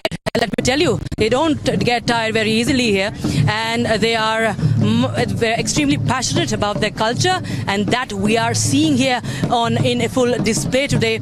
And around me are several other, you can see, right, if I can tell my VJ to pan there are several other who are seated here. They are performing from other cultural dances, the local dances of Assam as well. They are also gearing up very soon for welcoming Prime Minister. And this whole stadium has been decorated a traditional style, and this will be all for this occasion of Bihu. And of course the Prime Minister will be coming in here to witness this historic moment. The entire country and the entire world will be seeing this historic performance today. Remember, this has been a major push for the Northeast, Assam being a very important state of the Northeast, and we are seeing how connectivity has been on prime agenda, has been a priority for the government post 2014, and we have seen how the Gamosa has received the GI tag just last year in December, and today we saw the Chief Minister Himanta Biswa Sarma receiving the GI tag certificate. And what we are understanding is that the Prime Minister has arrived.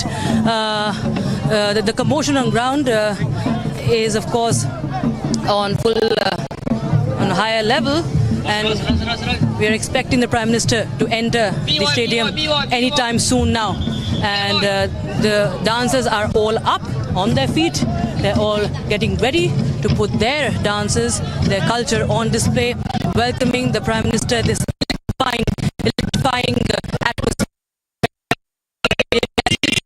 You can hear me.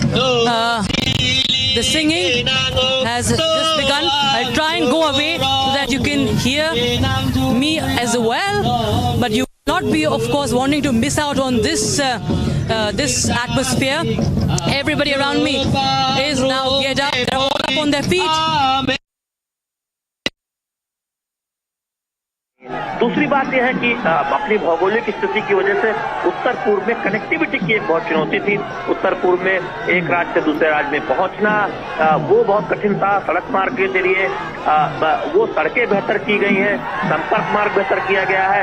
आज उत्तर पूर्व में पहले के मुकाबले कई ज्यादा हवाई अड्डे हैं, यानी आप के पास यातायात के साधन बढ़े हैं, रेलवे संपर्क बढ़ा है। तो निश्चित तौर पर जो आवागमन के साधन है, रेल संपर्क हो, सड़क संपर्क हो या फिर वायु संपर्क हो, उनको बेहतर करने का काम किया गया। और इसका असर यह हुआ है कि उत्तर पूर्व में निवेश आ रहा है, उत्तर पूर्व में बड़े उद्योग लग रहे हैं, उत्तर पूर्व में स्टार्टअप लग रहा है। और हम तो जानते हैं कि अगर आप हर्बल खेती की बात करें, प्राकृतिक खेती की बात करें, तो उत्तर पूर्व का एक राज्य पूरी तरह से हर्बल खेती के लिए जाना जाता है। उत्तर पूर्व में बाकी राज्यों में भी उस तरफ बहुत पहल हुई है। तो निश्चित तौर पर उत्तर पूर्व आप अपने विचारों को अपने पास रखिएगा। आप याद रखिएगा जो आप बात कह रहे हैं। हम अपने दर्शकों को बता दें कि जो तस्वीरें आप देख रहे हैं ये अपने आप में बहुत सारी चीजें इसलिए भी बयां करती हैं। देखिए, हिंदू, मुस्लिम, सिख, ईसाई जिसको कहते हैं कि ये जो धार्मिक जो सीमाएं हैं उसके इतर हर वर्ग, हर जाति धर्म के लोग यहाँ जुटे हुए हैं प्रधानमंत्री का स्वागत करने के लिए। ये तस्वीरें आप देख करके भी समझ सकते हैं। और निश्चित तौर पर ये अपने आप में अभूतपूर्व है इस लिहाज से भी कि हर जाति धर्म से जुड़े हुए लोग, हर जिसको कहना चाहिए कि उम्र के, और क्या स्त्री, क्या पुरुष, बच्चे, बूढ़े, जवान, सभी लोग प्रधानमंत्री का स्वागत करने के लिए यहाँ पहुंचे हुए हैं। शैलेंद्र, आप बता रहे थे कि किस तरह से नॉर्थ ईस्ट के डेवलपमेंट के विशेष संदर्भ में आप अपनी बात पूरी करिएगा। साथ ही साथ बताइएगा कि जिस तरह से जो राज्य में अफ्स्पा कानून था उसको जिस तरह एक बार दोबारा रिविजिट किया गया और जहां केवल बहुत जरूरी है वहीं तक उसको सीमित रखा गया है, ये कितना महत्वपूर्ण रहा है? जी देखिए, मोदी सरकार ने इस बात का वादा किया था कि इसकी समय समय पर समीक्षा होगी और जहां पर इस तरह से लगेगा कि वहां इसे हटाया जा सकता है वहां हटाने का काम किया जाएगा। और आज हम देख रहे हैं कि उत्तर पूर्व का एक बड़ा हिस्सा, एक बड़ा इलाका इससे मुक्त हो चुका है। जहां जहां पर शांति आई है, जहां जहां पर पहले हुई है, तो निश्चित तौर पर उसके नतीजे आए हैं। वहां पर मोदी सरकार ने जो कहा था वो उस पर आगे बढ़ी है। और यही वजह है कि हाल ही के एक दौरे में गृह मंत्री अमित शाह ने इस बात को कहा भी था कि आज उत्तर पूर्व में आप देखिए कि किस तरह से शांति आई है और किस तरह से बहुत सारे क्षेत्र से ये आप तक हटा लिया गया है। तो निश्चित तौर पर यह दिखाता है कि उत्तर पूर्व शांति की तरफ न केवल आगे बढ़ा है बल्कि उसमें काफी आगे निकल गया है। और यही वजह है कि जब शांति स्थापित होती है तब निवेश आता है, स्टार्टअप आते हैं। और हम देख रहे हैं कि एग्री एक्सपोर्ट के मामले में तमाम ऐसी कंपनियां उत्तर पूर्व में गई हैं जहां से प्राकृतिक खेती को बढ़ावा देते हुए तमाम उत्पादों के निर्यात पर काम हो रहा है। तो निश्चित तौर पर उत्तर पूर्व को लेकर बाकी देश के लोगों की, दुनिया की सोच बदली है बीते 8 वर्षों में। इसमें कहीं कोई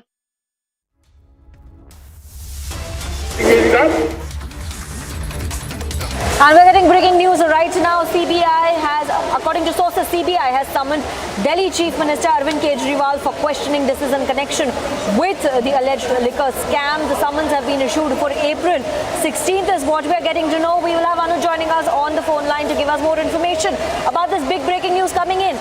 Delhi Chief Minister Arvind Kejriwal has been summoned by the CBI is what we're getting to know as per source-based information. This comes after Deputy Chief Minister Manish Sisodia has been jailed over the same issue, over the same case, over the Delhi excise policy. Now, it is Delhi Chief Minister Arvind Kejriwal who is going to be probably questioned in the excise policy case in Liquorgate. Anuj is joining us on the phone line to give us more details. Anuj, over to you. Well, this is the latest one we are facing now. This is going to be the Supremo of Aam Aadmi Party. That's Arvind Kejriwal, the Chief Minister of Delhi, who is going to be there, and he is going to be questioned by the CBI on 16th of April. Let me tell you that this is going to be the questioning of Arvind Kejriwal, the Chief Minister of Delhi, who is going to be there in front of the CBI. We do understand, we do know that Manish Sisodia Manish Sisodia, who has been already arrested. Manish Sisodia is already in custody, and now this is going to be the Supremo of Aam Aadmi Party, Arvind Kejriwal of Delhi Chief Minister, who is going to be there in front of CBI in the liquor gate. We do understand many of the arresting have been already done by the CBI as well as the Enforcement Directorate also doing the investigation in the same. But now this is going to be the Arvind Kejriwal, the Chief Minister of Delhi, who is going to be there in front of CBI. He is going to be grilled. He is going to be questioned. This is about the liquor policy which was implemented by the Aam Aadmi Party back in 2017, and later there are many ups and downs what we have seen. And finally, this is going to be the CBI who is going to question Aam Aadmi Party Supremo, that's Arvind Kejriwal. That's something what we are breaking at this point in time. Let me tell you that Arvind Kejriwal, since from the day one, is being coming out with the words that Manish Sisodia has not done anything, and talking about Satyen Jain, who is already under the custody in the different case. But now this is none other but Supremo himself. Now this is none other but Arvind Kejriwal himself who is going to be there in front of the CBI, and he's going to be grilled. He's going to be questioned. That's something what we have been told, and this is going to happen on 16th of April. That is something what we have been told. Let me tell you, this is after the testimonies, this is after the arresting which has been done by the agency, and we have seen how the agency is getting the leads.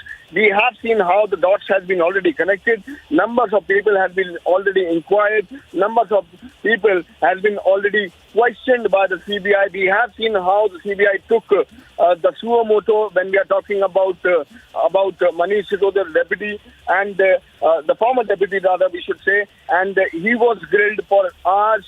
He was questioned for hours. This was CBI who raided the multiple locations when we are talking about Manish Sisodia. And finally, this is going to be Arvind Kejriwal now, the Supremo of Aam Aadmi Party. We are waiting for the political ramifications of the same, because Bharatiya Janata Party, since from the day one, is attacking Aam Aadmi Party that why aren't you cooperating with the agency, with the questioning, with the investigation. And since from the day one, this is Aam Aadmi Party who is saying that we are cooperating, but the agencies is being misused by Bharatiya Janata Party. That's something what we are expecting if we talk about the political ramifications, if we talk about the political line which is going to be taken by Aam Aadmi Party. But this is big. This is big at this point in time when Arvind Kejriwal, the Chief Minister of Delhi, the Supremo of Aam Aadmi Party, is now going to be questioned in the liquor gate. We have rather not listen any kind of connection or any kind of hint we haven't been given by the agencies regarding Arvind Kejriwal connection. But till now, if we talk about the investigation, the dots have been connected. That's something what we have been told by our sources, and now Arvind Kejriwal is going to be questioned. We do understand that the Bharatiya Janata Party is going to be again in attacking mode. They are going to be doing the press conferences. That's something what we have been told. And yes, Arvind Kejriwal, the Supremo of Aam Aadmi Party, is going to be questioned by the CBI as the agencies is connecting the dots. We do understand that Enforcement Directorate has already taken the entry. Enforcement Directorate is already looking into the financial angle. We do understand that was told to us by our sources that there were several meetings which was done. There were several people. There were several meetings which was done in the national capital itself. Now it is going to be Arvind Kejriwal, the Supremo of Aam Aadmi Party, who is going to be there. He is going to be grilled by the CBI. That's something what we have been told. And this is to wait and watch how Aam Aadmi Party is going to react on the same. But yes, this is big. Yes, back to you. Entire investigation that is taking place, that is likely to take place on Sunday. What we're getting to know is that the summons were issued today. He is summoned for Sunday at 11 a.m. is when he's asked to appear before the investigating authorities. We have Abhishek joining us on the phone line to give us more details about what could be the line of investigation. Abhishek, what are the details you're gathering from the agencies? Remember, Arvind Kejriwal's personal assistant Birbhum was already summoned and questioned by the Enforcement Directorate, following which we had seen the ED mentioning in the charge sheet that Arvind Kejriwal actually connived with many of these accused in the liquor gate, including, of course, his deputy Manish Sisodia, his close aide Vijay Nair. So all those things really coming together. The fact that the ED had already mentioned that that Arvind Kejriwal was directly involved with these accused and that they are looking at the aspect of direct role of Arvind Kejriwal, subsequent to which his personal assistant Birbhum Kumar was called and questioned. And remember, he was called twice, in fact, and questioned. So clear case emerging now of ED connecting the dots, and between Birbhum Kumar, Manish Sisodia, Vijay Nair, ultimately the fact that of the 36 accused, many have had direct connections, direct communication with the Chief Minister of Delhi and, of course, the Aam Aadmi Party Supremo. I think the ED perhaps decided that they should be directly questioning the Chief Minister as well. And remember, the ED case has been based on Birbhum Kumar's questioning, for example, who was a personal assistant or to the Chief Minister. There were as many as 170 phones that were destroyed or used in this period and the process in which the liquor scam, or the liquor gate scam as it is called now, took place. And this is essentially about the Delhi government tweaking certain policies or excise policies of the government to facilitate a certain cartel based out of South India, based out of Telangana specifically. And then that's another aspect of the investigation in Liquorgate, which is leading right up to some politicians, big ones in Telangana state. But as of now, the focus entirely on the Aam Aadmi Party, on Arvind Kejriwal, with Manish Sisodia already there in jail. 36 accused, many have been put in jail and they've got bail and they're out. But then in total, if you look at this case in totality, the summons of the Enforcement Directorate, essentially a corollary to the charge sheet that was filed by the ED sometime in February, in which they had said that Kejriwal's role is there, they suspect Kejriwal's role, and that he has been in touch with all these accused, and that there are phone calls, FaceTime calls, which lead to the Chief Minister. They had not named him as an accused. He was only seen as someone who was connecting with the accused, and now a summon has been issued. Maybe we can go to Shravan and see in what category and for what role the ED wants to question the Delhi Chief Minister. But then this is a really big development taking place today, in which Arvind Kejriwal, who has always projected himself as the cleanest of politicians, a new brand of politics that he thought that he brought in, and based on which he won Delhi not once, twice. And then now, of course, the Aam Aadmi Party in Punjab, in power in Punjab. And just last week, the Aam Aadmi Party, for example, became a national party because of its spread of vote bank across more than 4 states, including the huge jump that the Aam Aadmi Party vote share got in Gujarat as well in the month of December last year. So I think taken together, this is going to be a very important development in which Arvind Kejriwal, the Chief Minister of Delhi, Aam Aadmi Party leader, is going to be questioned by the Enforcement Directorate on Sunday. Let's go to Aishwarya Kapoor. He's joining us over the phone, I believe. He's joining us live.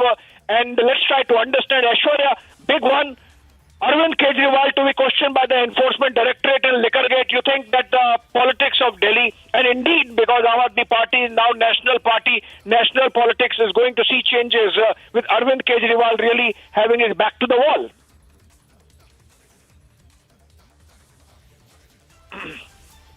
All right, we are getting more information. I think the line dropped there when Aishwarya will correct it again. Statement of Arvind Kejriwal is to be recorded on grounds of revelations made by a bureaucrat who was examined by the CBI. Now, we have to understand which bureaucrat was...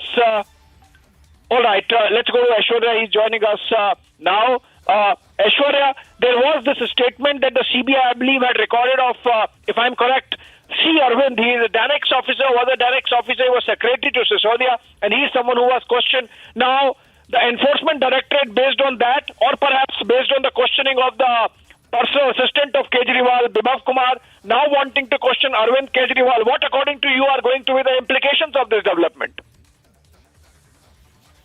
See, the way this news is sources were of the Aam Aadmi Party. The Aam Aadmi Party has already made up its mind to once again play a victim card, once again play the card that targeted, once again play the card of political vendetta. Sanjay Singh is going to do a press conference at 6 p.m. sharp, calling it once again that it's a political hit out against the Aam Aadmi Party, and this time around, because they are going to contest the Madhya Pradesh, Chhattisgarh, Rajasthan elections, so they are they have basically already made up their mind that they are going to call it the BJP this time, which they claim last time in the case of Manish Sisodiya is scared in Gujarat and Himachal, that they are going to target the BJP, that this is happening only because the MP Chhattisgarh Rajasthan elections are happening. At the end of this, not forget that what is happening is that it is on to the statement of a serving IAS officer who was called and summoned. Post that, they have decided to call the sitting Chief Minister of the National Capital, who also happens to be the leader of the Aam Aadmi Party,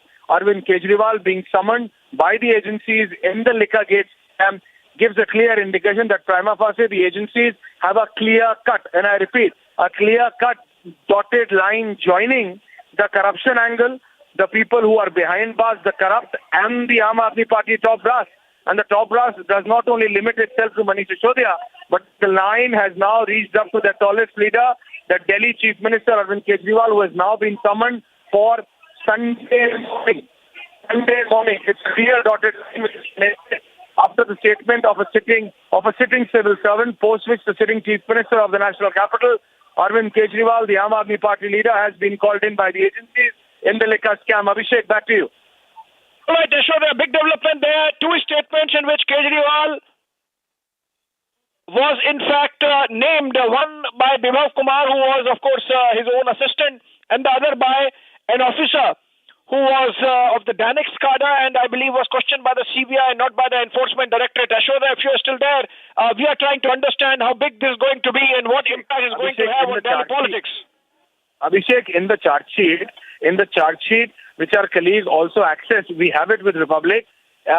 Arvind Kejriwal's name has come up twice.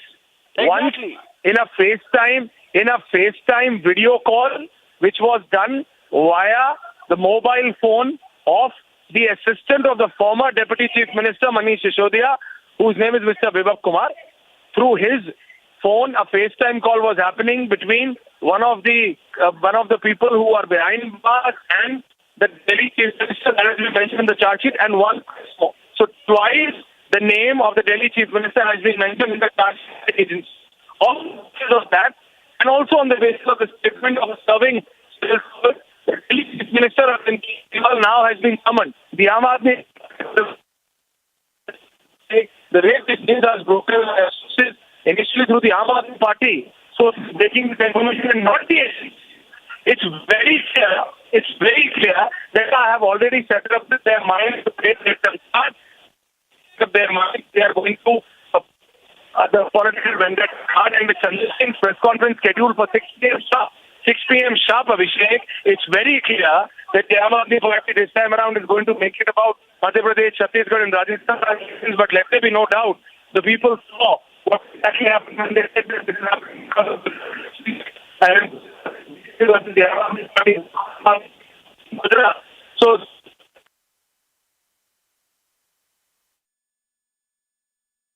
All right. So, Ashurya, our executive editor, politics, and a senior executive editor, Abhishek, getting us top details right now. This is a very big breaking development.